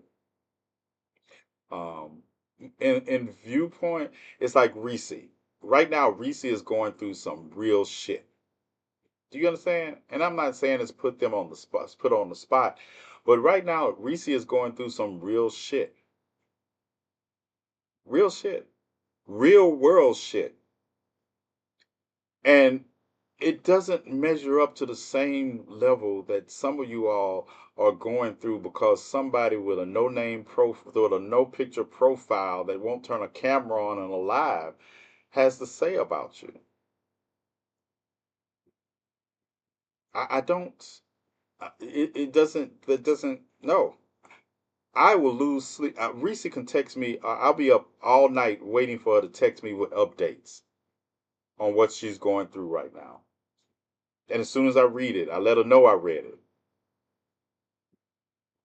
Some of you all are going through nothing, comparatively speaking. You do understand that. Davis Davis Montour was shot by his next door neighbor. There are black and brown people dying. And you all are having hurt feelings over somebody on TikTok that you don't even get to see. Do you understand that? When we talk about things over here, we talk about real stuff. I ain't got time, and I'm the last person. There are people with whole ass pages about me on TikTok. I don't care. I don't lose any sleep over it. I don't expect my enemies to like me. I'm not looking for their appreciation. I'm not addressing everything they say about me. I don't care. You think I care if a Rocket Raccoon called me anti-black from behind? Look, they don't even have the nerve to say it with their full chest. They got their camera off. Or the Raven. I'm downtown Kansas City on a regular basis. I got a red hair beard, and I'm either wearing red or purple. I'm standing out. Make it your mission to find your way down there. Other than that, I wish I would lose sleep over one of those weak motherfuckers. Stop. I want you all to stop. Not worth the energy. Because this is what happens. You allow somebody that wants to watch you suffer or tear you apart come into your space, your situation, and you're talking about them 5 hours later and they're not even thinking about you.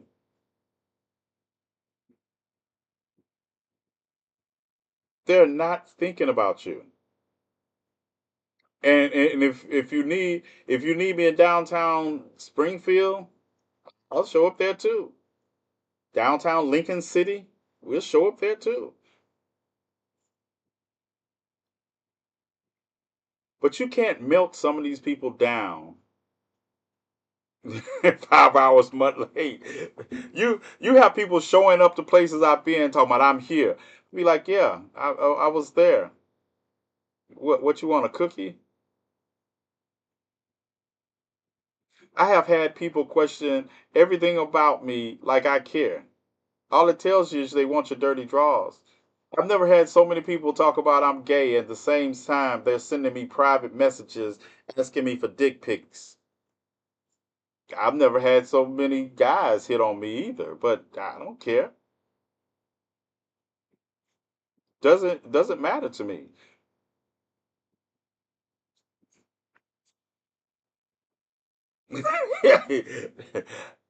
And that's what you all have to realize, right?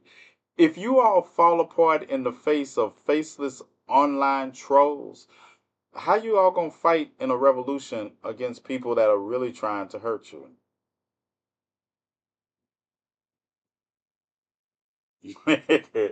How are you really going to stand up in the face of those who are really trying to hurt you? And going back to grace, I see we extend grace to bigots and racists and people that are out to kill us more than we extend grace to people that maybe don't know as much as we do or misinterpreted a situation. We would like to, well, I've watched people try to tear down people for just a misstep, while they allow people who have literally lynched Negroes to get their vote because they say, well, they're a changed person now. I remember wanting to go through Louisiana and just ask any black person, did you vote for David Duke? And if you did, I'm throwing you into a volcano. But these same black people would then get onto Ricky Williams for wearing a dress in a Sports Illustrated spread with Coach Dicker. Y'all remember that? Anybody remember that? They were livid. I can't believe you wearing a dress. I'm not doing it. But you're sitting here supporting David Duke. Greetings, Siren. How are you doing? You know I was gonna talk about it. You don't have any idea who Ricky Williams was? Yeah, or Dicker, David Dicker. Yeah. Football reference to the Saints back when we wasn't winning no games. Dennis Rodman. I'm gonna tell you. You know, there's a challenge. I guess I didn't know it was a thing on TikTok, and they're doing the men. I don't know if they're gay. I think they're gay. Gay men doing this white boot challenge, and they're doing kicks and twirls and enjoying their life, living their best life the way they want to live it. And I saw a comment. Someone sent me one of the videos, and I saw it because they had a comment on the videos. And the comment was, I remember when we had real men and they used to go to war, not do this. I'm looking at this comment and I'm saying two things jump to mind. I remember when men could beat your ass, and it was a woman saying this. I remember when men could beat your ass and come home and face no consequences for it. Go back to work, and you better not have dinner, not be ready the next day. Yeah, I remember that. I remember. So you would rather have people going to war dying. That's what your idea of a man is somebody who would go to a war and die, but somebody living their best life on their terms. You just gonna say something, and I would want to tell people, the birth rate amongst marginalized groups of people is not declining. It's not like we're not having children. So I guess if your standard is, you know, you say they're not having children, somebody I don't. Then I realize y'all don't know the same gay people I do, because all the gay people I know can fight. No matter how much they twirl. As a matter of fact, that should let you know something. All that twirling, that's akin to martial arts class. Fuck around and find out. Because I'm going to laugh at you. I'm going to laugh at you. They just mad other people are happy and they. Exactly. Right. Just like black people. People ask me, why am I so violent? I had to learn how to be violent. It wasn't an option. It wasn't an option. You don't go to prison and make it out virginity intact without having some idea of how to use this 6'4" frame. And it's not, like I said, it is not, it's the idea for me, and I say this, I have to qualify this all the time to people, because I think people sometimes interpret it the wrong way. No, if I suck dick, I suck dick. I'll be fine with it. It wouldn't bother me at all. But don't ever think that we don't learn how to fight, because if I don't want to suck dick, you're not going to make me. F1s, I guess. I guess I need some F1s in the comment section, because I didn't know that was that controversial. But it's not. Whatever you choose to do does not hurt me. That's why I say we have to be careful. And when I see people say stuff like that, I remember when men used to go to war. Remember when they could beat your ass for not having lunch ready, dinner ready when they got home? Is that what we want to trade out for? Long as you're not harming children, I don't care. It doesn't hurt me. And people like, so it was one guy. Um, listen, I was at a gay bar for my birthday one year with Raven. Was that 2000? What was that, Raven? Was that 2020, 21? I was at the gay bar with Raven. Raven threw me we had a birthday celebration at the gay bar where they came to perform. And we did a fundraiser to help me feed the homeless. 20. We did a fundraiser to help me feed the homeless. There were guys in there hitting on me. I was like, thank you. What? What? What is the problem? It amazes me, right? What the saying, what I eat, don't eat, that's it. What would who wouldn't hit him? But I'm honored and flattered too, because it's like it's like I'm a blurred. I'm a blurred. Come on. I like you. I remember the first time I had sex. I remember the first time I had sex. I was in shock. The big I was like, this little skinny kid with this, my head was the same size it is now. I hadn't grown into it yet. And somebody found me cute enough to want to have sex with me. I was like, so I dragged my bruh to a gay bar. He didn't pay for one drink all night. It's like, if you're secure in who you are, what other people, that's why I say we got 74 million people in this country. Just think about this, right?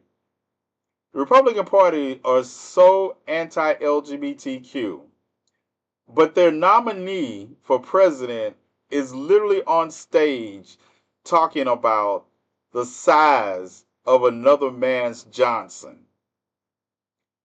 Let that sink in.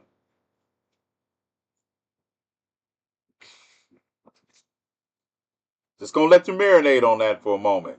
That you're literally on stage talking about men in locker rooms watching other men's Johnsons for comparative size analysis. I have been in locker rooms my entire life. My entire life. And it never crossed my mind. It's not going to say I haven't seen some penises in my life in a locker room, but it doesn't register to me like doing size analysis. Just doesn't register. I'm gonna tell you, but maybe because one of the things, and if you know that I'm in the BDSM lifestyle. But one of the things that I'm not into is number one, I have never been into a public restroom and thought this is the place, this is the time. Never. I have never been in a public restroom and thought this is the place and this is the time. There is nothing sexy about a public restroom. I have I have very sensitive smell glands. They stink, and I have never had an erection in a public restroom. Never in my life. Is it just skin? It ain't that big of a deal. I'm gonna see. Well, Raven, I'm gonna let that other part go about it big of a deal. It depends on the circumstances, because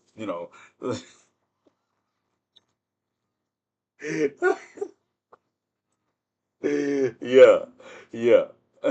he he just follows our husband in there. Guys, happy birthday! Yeah, that's my husband. Yeah, Raven is married to my husband. Yeah, yeah. Raven just don't know. We are. What I don't even know what it's called, but we in it because Raven is married to my husband. Every time I think about that line, Raven, I don't know if y'all ever seen Summersby with Jodie Foster and Richard Gere.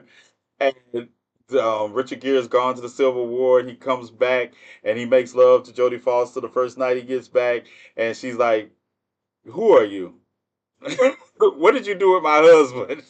You are not my husband." Every time I think of that, I just think that is so funny. The weirdest marriage ever, but it works. It works. Yeah. Is that the movie that the leather cuffs and collar? Refuse to answer that question on the grounds that I may incriminate myself. So you're related to TNathan? Yep, by marriage. Yeah, and then she's related to my bestie too. It's like we all in a relationship together. Yeah, still kind of relationship, don't they? Always work, and no one does me.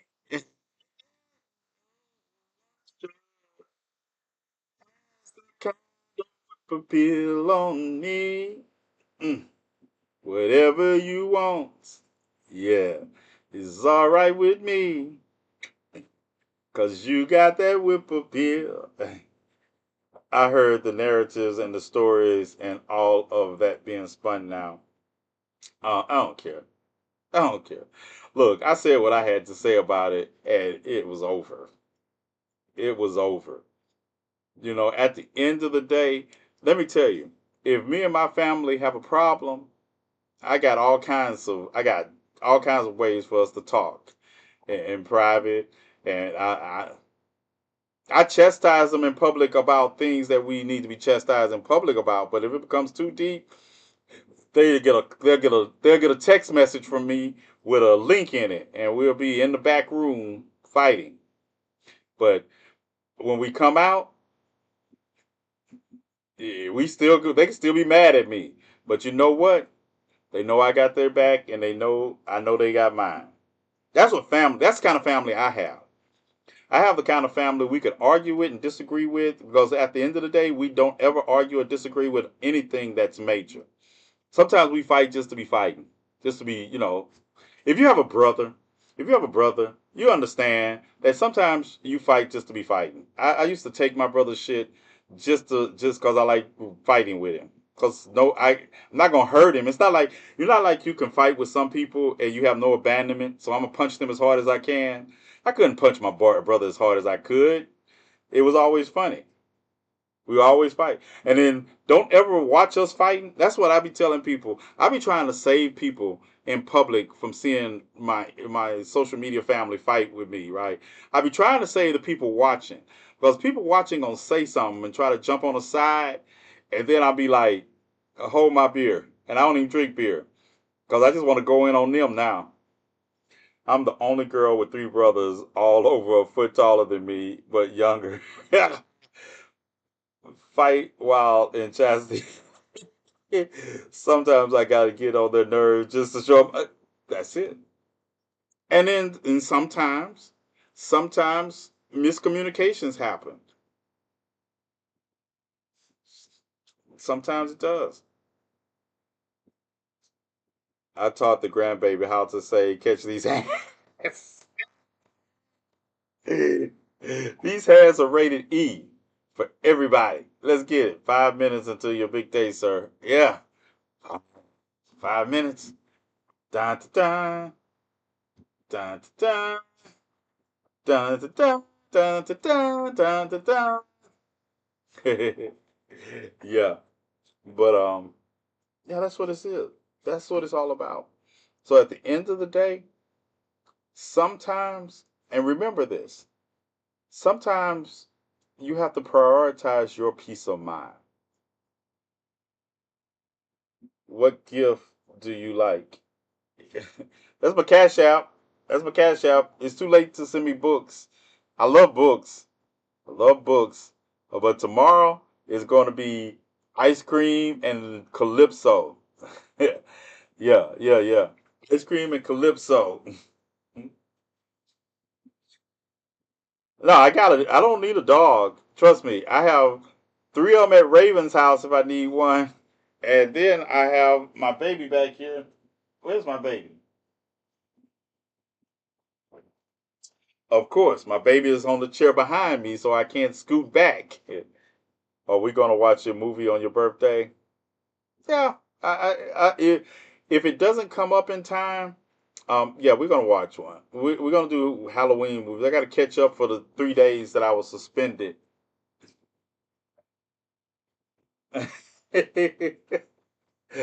Look, look. I tell you, the best people I know are mentally unstable when it comes to certain things. People always talk about, how calm I am and all that. I'm calm in the face. I'm calm because I'm not one of those people who gets emotional and acts off emotions and does things that don't make sense. No, I am. That's when I talk about compartmentalization earlier. I will be one of the most put together people you ever seen beating somebody's ass or disposing of somebody. I was and I get that way because number one, I was in the streets at a young age. I was literally in the streets at 13, and not homeless or anything because I had a home. I just chose to live that life, and I chose to live that life. But like I say, I've always had this size head. I came out with this size head. That's probably why my mother's only son. She's like, I ain't have no more sons. Yeah, they got big heads. So I hear Phantom of the Opera in my head when I am throwing hands. I'm gonna tell you, right? I hear the Cooley High soundtrack. I hear Cooley High soundtrack, or I hear Beethoven's Fifth Symphony. And it sounds strange, but I'll hear, when I get to a point where I'm finna do physical action. I always hear music playing in my head. No, don't talk about Cooley High. Yeah, we're gonna have to watch Cooley High November next month.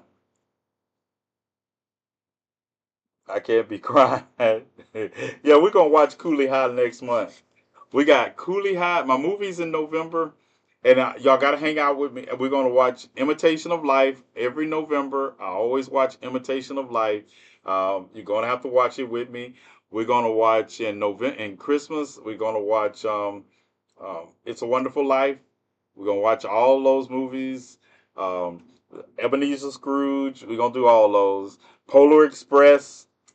Even and it's people ask me all the time, say, "Well, you don't believe in Santa Claus or stuff like that, but you like Christmas movies." Yep, that's you. You're right. I do. I like Christmas movies because Christmas, for me, even if you don't celebrate the birth of Jesus and all that kind of stuff, which I don't, it's a certain atmosphere that restores. I need that once a year to restore my faith in humanity. So I do those movies to restore my faith in humanity. So we're gonna watch all those. So buckle up. My chief of security gonna be like, I can't believe you dragged me into this movie, but we're gonna watch all those. Imitation of Life. It's Imitation of Life next month. Sounder. I'm watching Sounder next month. No, my November movies. All my November movies are going to be these family type cry movies. You're gonna cry. Uh, the Diary of Jane Pittman. I don't know if I'm gonna make the Diary of Jane Pittman this year. I have a new entry I want to get through. Then we're gonna do all those. So I can't even be around my uncle, so I cry at least once. Yeah, you have 1 minute left. I have 1 minute left. Dun dun dun dun dun dun dun dun dun dun dun dun dun dun dun dun. I need to.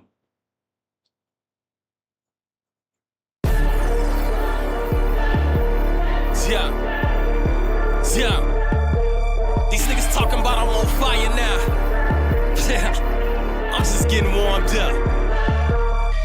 I promised to always get niggas the best of me. So what there was left of me. Shout out to the ones who invested me. While I'm out here fulfilling my destiny. They came back, my soul ain't no selling me. Cause I got way too much integrity. This shit is not up by no celery. This is all about securing my legacy. Back feeling like I'm Ali. This shit crispy like a 9-piece. Every time I walk in the booth, it feel like 100 degrees with the dry heat. I'm talking that in your face. Open oven door when you checking the pie heat. It feel like summertime in the leather from the old Cadillac car seat.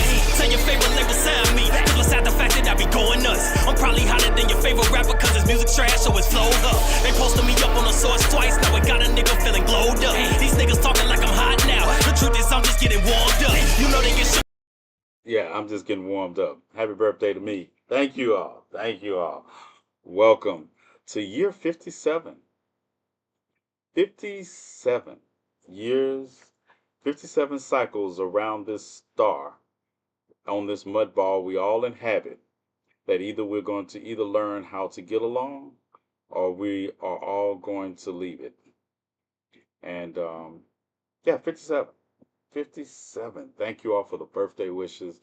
Um, yeah.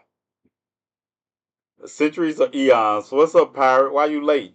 You just get here for the late end of the birthday. Yeah. I'm feeling like you cheating on us with somebody else's live. Pirate in somebody else's live. I haven't seen Cam either. Yeah, I seen Cam early. He might have to go to sleep. Girl problems at school? All right, we'll take that. We'll take that. 1967. 1967, October 29th. My mother blessed the world and me by bringing me, um, yeah. I wish my mother could be here and my grandmother could be here to see a black woman running for the office of the presidency. I wish I could share this birthday with them and my father just for those reasons. I wish I could share this moment with them so they could see,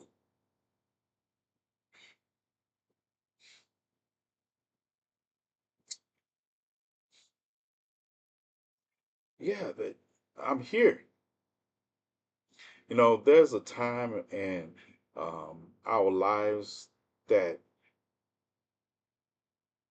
I never thought I would make it to 30, much less 57. Yeah, it was that kind of life for a while. And it was that kind of life. But to understand that every lesson they taught me prepared me to live. I remember being in solitary confinement in prison.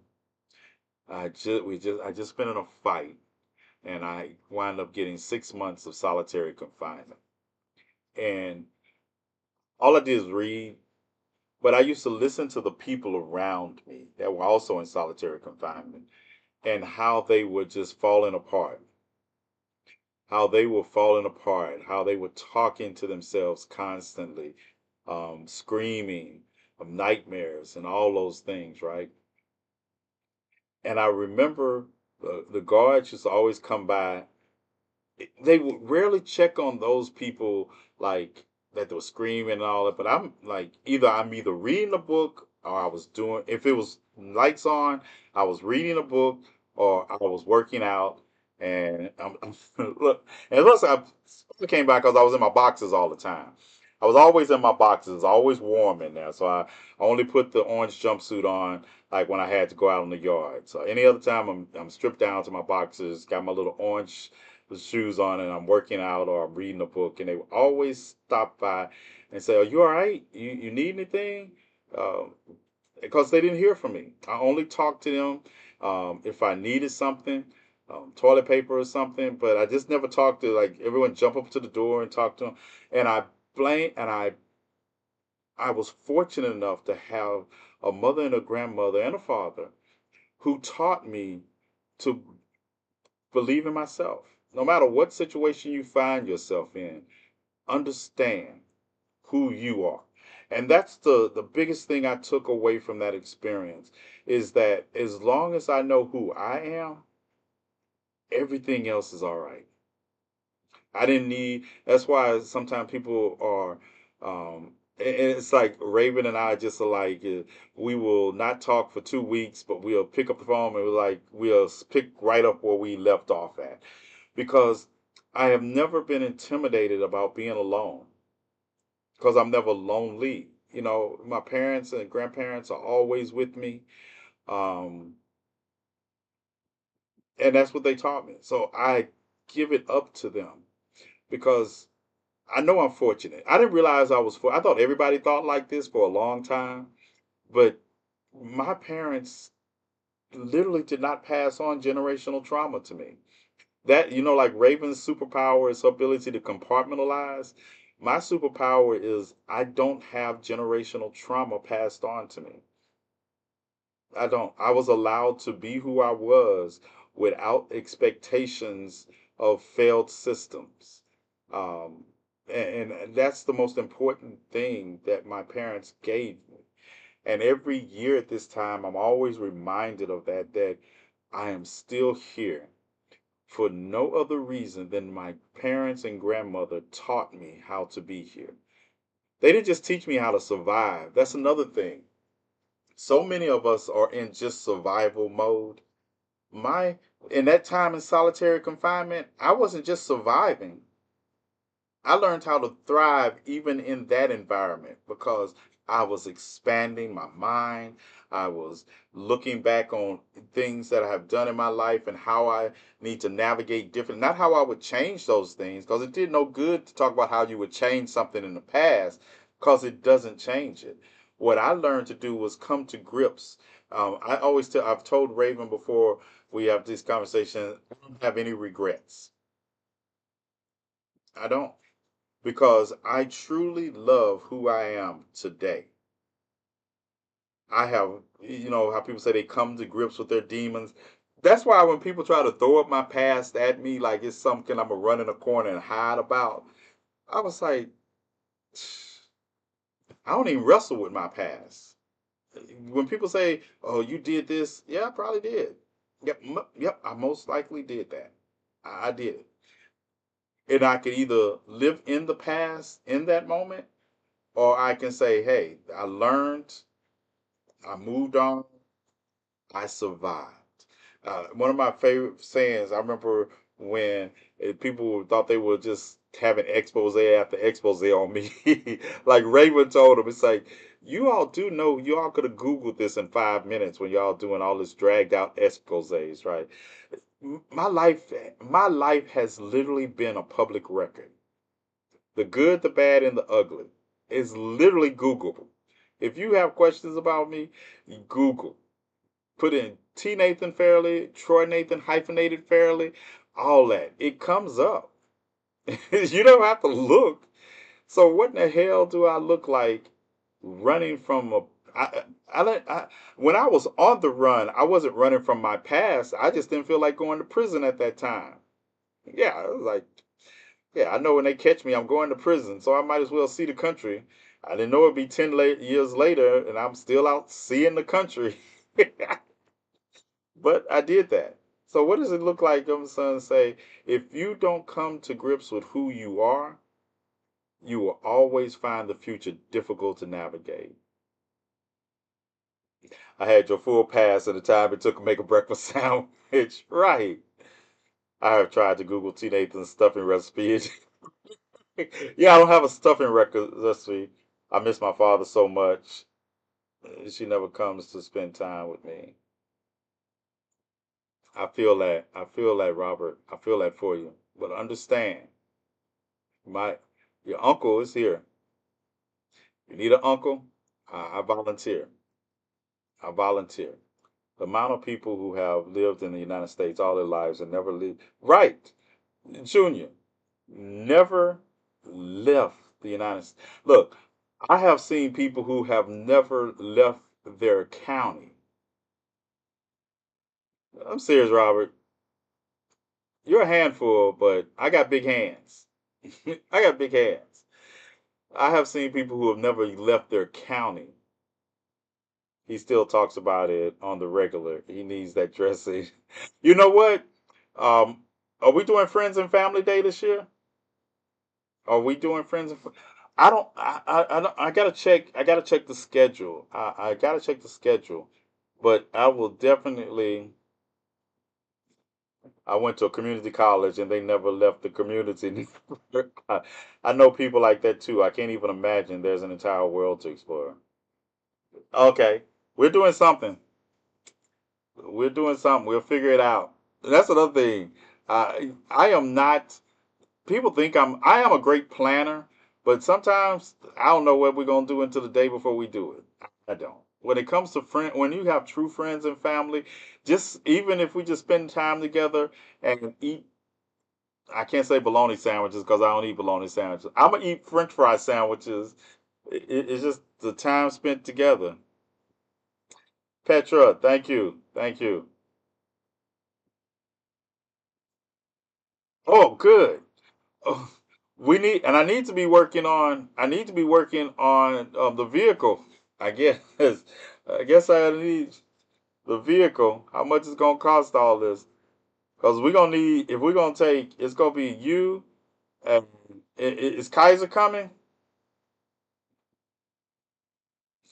But he went to get Calypso when I was two. It never came back.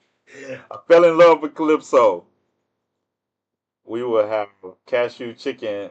Fuck some. Yes, I'm telling you, we need a van. Yeah, we do need a van, but we still. It's gonna be you, Kaiser, um, Metal Melter, his wife, Mama D, and Roland and me.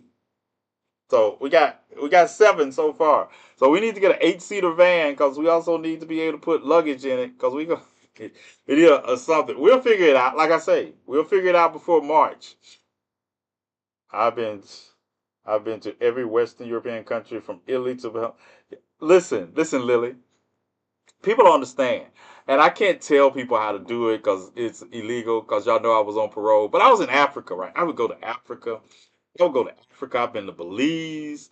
It's like, and that's why I realize when I tell people, um, I couldn't go on the run and live in Belize.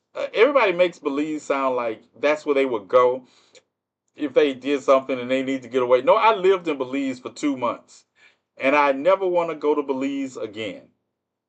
The thing about it is, Belize is one of those places. It's beautiful, but it's a limited beauty. It's a limited beauty, and by that I mean, yeah, the beaches are nice, but I'm not a beach person. I'm not a beach person. And the thing about it is, if I get an injury, I want to be able to go to a hospital that I'm not scared that I'm gonna need a tetanus shot after I leave the hospital. Yeah. So Belize is just a visit. That is why T keeps me around. I always drive. I can neither confirm or deny that rumor. I wasn't off topic today. I miss Panama. I've been to Panama. I've been to Panama.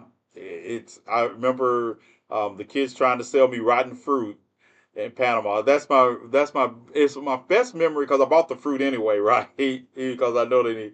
But my friend just came back from Belize and she said never again. Yeah, never again. I will. Belize is not. I'm gonna tell you. I remember when I first went on the run and I thought I had to live outside the country, and I was like Belize or someplace like that, and I was like, "Yep, can't live here, can't live here, yeah, can't live here." I found out that I could live in Missouri. I lived in Columbia, Missouri, and that's why I went to the University of Mizzou at while I was on the run. Um, I lived in Birmingham, Alabama for a while. I lived in Florida because it's easier to hide out in the United States. It's easy to hide unless you kill somebody and you're trying to get away with murder and they got your name all on the FBI's most wanted list. And then this was at the time where the most wanted list was kept in a. It wasn't like you had Google. You can just Google somebody and see if they was on the run. You had to go to the post office box and see the most wanted list. So it's like only thing is if they caught you. Yeah, that was the good old days. That's cool. I didn't know how cold Missouri. Right. I'm good being a driver. I'm at home behind the wheel. Yeah, Baby Driver has nothing on Raven. Raven has everywhere we have every time I've ever gone somewhere with Raven, she has done all they have done all the driving. All the driving. All the way. And that's another thing. It's like I hate driving. Unless only time I like driving is like I don't mind wide open spaces, like in Texas, the wide open spaces where I can see cops. I don't like cops, so I don't like getting pulled over because yeah, no. Because before I get shot by a cop pulling over, yeah, we'll be judged by 12. Yeah, yeah. And Raven got breasts. Raven got breasts. Raven got big breasts, right? So yeah, anytime we get pulled over, the cop is distracted. We all good. And then you talk about black people code switching. Let me tell you, Raven can code switch on you in a minute. It's like it's nothing like a big-breasted white woman that code switches into Betty Boop.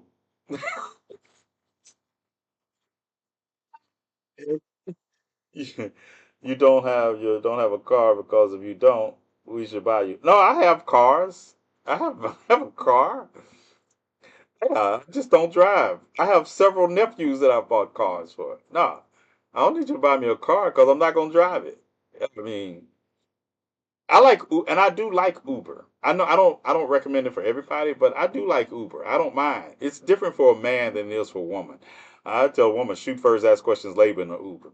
But I don't really. It's like I don't get in Ubers. I rather get in an Uber than a cab with a little glass window up there because I grew up in the 80s and 90s and the urban stories of the cabs with the gas that would knock you out in the back. Yeah, yeah. And I figure an Uber driver doesn't want me to tear up their car if something goes wrong. Yeah, that's another thing. I like to like it's like every time number one, I gotta have my screen. I have one in my ear talking to somebody, and I'm on the other one, looking reading news articles. You get taxes in Gotham. I live in Star City, not Gotham. I live in Star City. You got me mixed up with the bat. Old as I am, Uber drivers try to cop a field. Yeah. I'd rather live a life when people tried to Copperfield than didn't want a Copperfield. There's a joke in there or something. Copperfield, Copperfield. Yeah, I know that probably was politically incorrect for me to say, but I'm good with it. Even I say it, but I don't like to be touched without. You can't touch me without my permission either. I don't mind you wanting to touch me, but don't touch me if you're not in my inner circle. Don't touch me. Yeah, the Trump. You're right, Petra. Those '80s movies, they had us like looking sideways. They got us looking sideways at a lot of things and situations. Yeah, '80s movies have us looking sideways. Yeah, I handled all the business in the car. Yeah, if you had an arm wrestling with Michael Myers, I would beat Michael Myers' ass. I'm gonna tell you, we did this the other night. I had a list of like um, a horror movie people that yeah, no, I would beat their ass because the reason that like Jason, he always get to kill people is because people run from Jason. Jason is not going to be. Not, Jason is not used to having people run towards him. If you run towards Jason and Michael, they used to getting people. That's why you have the arrows in the back and all that. No, I'm black. I'm taking. I'm not falling down, and I'm not. I'm not. No, we're not a line of sight. No, I'm going to be like up a tree waiting for you, Jason. Yeah, Michael has advanced to supernatural. Michael is supernatural, but the thing about Michael, as a matter of fact, I'm supposed to play Halloween End, so I guess we'll play Halloween End. But the thing about Michael and his transference, he became the embodiment. He always comes back because he represents evil in people, and as long as evil exists in people in that town, he comes back to make them pay. So that's the first thing. Um, Me and my demons, we on the same team. Me and my demons are on the same team, and we're all looking out for TNathan. That's like, yep. There's no division between me and my demons. We made peace a long time ago because they realized that if I go, they go. So yeah, we good. We in this together. Me and my demons, we in this together. So that's why I'm not ready. Freddie, I got to go to sleep. Number one, I have to go to sleep for Freddie to get me, and number two, it's my dream. Yeah, no, Freddie don't want to hang around in my dreams. I beat up I beat up white supremacists in my dream. My dreams are of beating up white supremacists. Freddie is just another white man in my dreams that I'm about to beat up. And may all the guys help you if T's demons and my demons.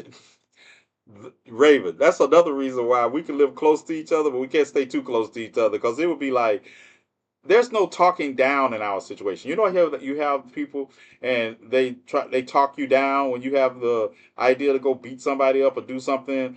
And I would call Raven and be like, Raven, I'm thinking about. She's like, I'm on my way. I was like, okay, sound like we doing this.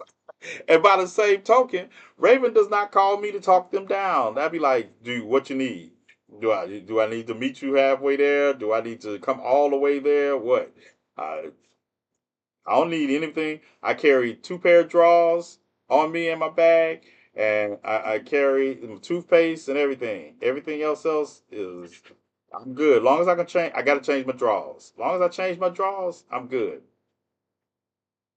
The most handsome boy on the porch. Greetings, thank you. Yeah, I am not that friend. I'll tell you. If you need someone to talk you down from doing something that I think you should have been, don't call me about your boyfriend or your girlfriend, and you've been calling me about them, tell me you want to leave them, and you called me to say, well, I'm thinking about. I said, you still there? You still there? And don't call me and tell me somebody put their hands on you if you don't want me to do anything.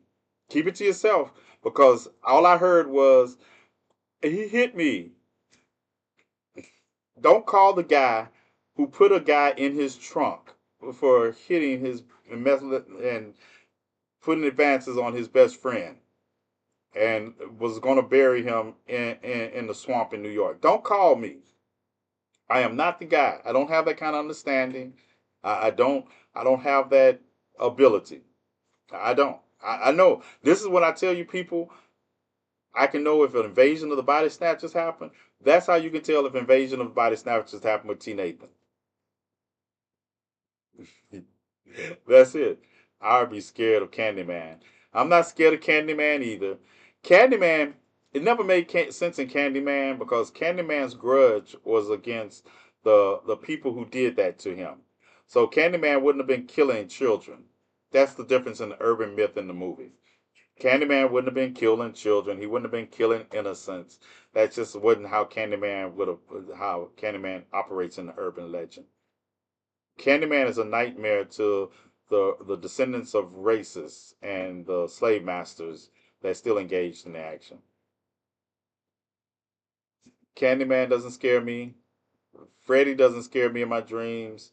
Um, who else we got? Leatherface and his family? Nope. Because I wouldn't have been out there. The hills have eyes, people. No. Oh, I'm not out there. Yeah. Nope. The minute my phone stopped giving signal for too long, we need to go another route. And then I'm riding with Raven, so the car is full of gas. We're not going to run out of gas in some strange area. They're not going to get lost. So, and then we do have enough bullets just in case. You know what? You know what scares? I know what scares you because you refuse to watch it. The idea of yes, the idea of teeth scares me. Yes, the movie Teeth scares me. Yes, that idea scares me, terrifies me. It terrifies me. As a man, that terrifies me. Yep. Yep. Y'all should have never told me it involved that from the beginning. The movie Teeth, I don't want to see it. They should have never told me what it was about. Because once they told me what it about, I'm not watching it. And if I was watching it, I would turn it off. Oh yeah, I know pigs will eat anything.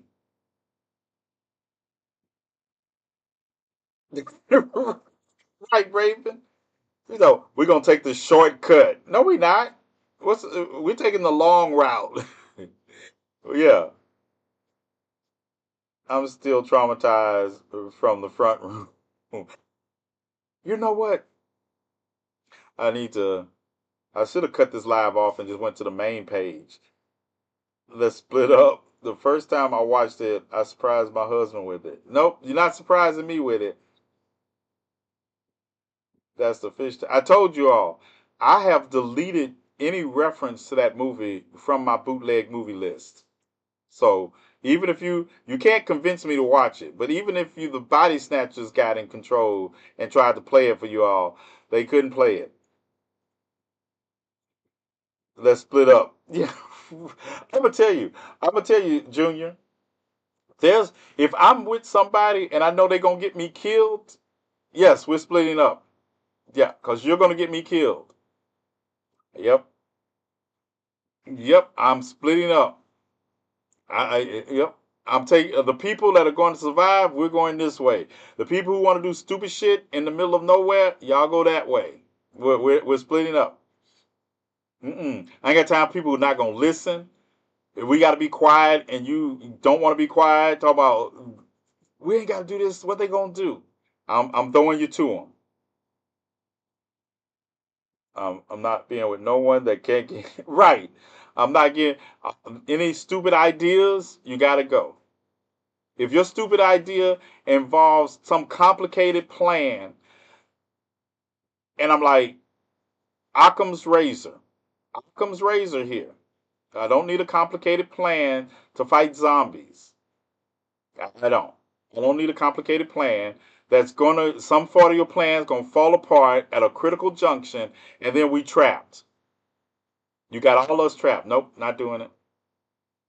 Nope. All right. All right, you all. Thank you. It is 12:27 on October the 29th. It has been a great time. Thank you for the virtual birthday party. We're gonna have to do more.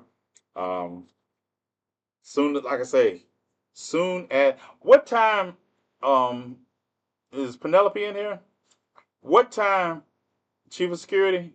I know you got to go to work in the morning, but what time did the Twitch go down? What time? You remember what time it went?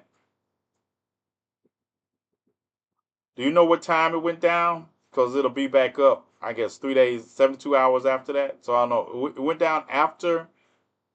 Did it go down after midnight or before? So, oh, it went down at 1?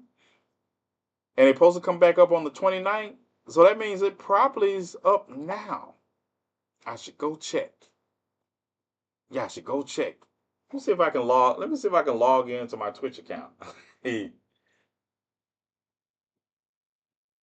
Let's see if I can log into my Twitch account. All right. Twitch, where you at? Twitch. Twitch. Twitch. Let's see. Can I log in?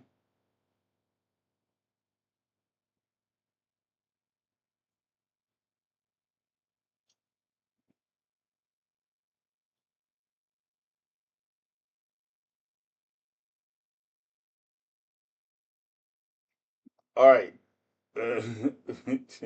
Yeah, I'm still logged out. Let's see. Let's see. I'm still blocked. Let's see for how long.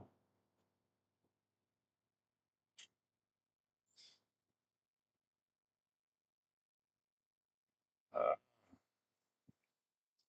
damn applicator. Let's see what time. Where my applicator? Applicator app. Where's my Twitch? Twitch. I gotta wait for the next one. And dun, dun, dun, dun.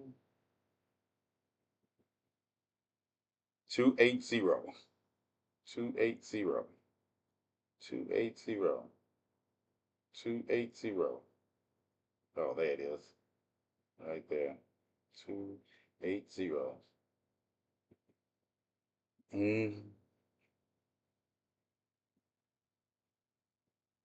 Did y'all just throw me out again?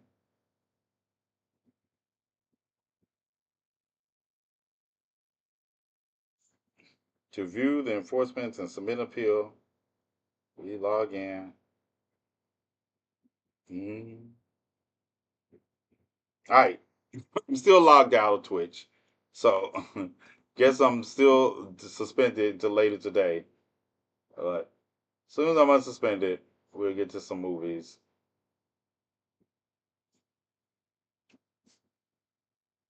All right, y'all. Thank y'all for everything. I will holler at y'all, all of y'all who participated in my ice cream run for tomorrow. If I'm sick, it's going to be the best kind of sickness to be. I appreciate it. I appreciate it. Y'all have a good rest of you all's morning and be safe out there. And remember, no matter what happens on November the 5th, we're still fighting. We're still fighting. And do a random act of kindness today and say, hey, TNathan inspired me.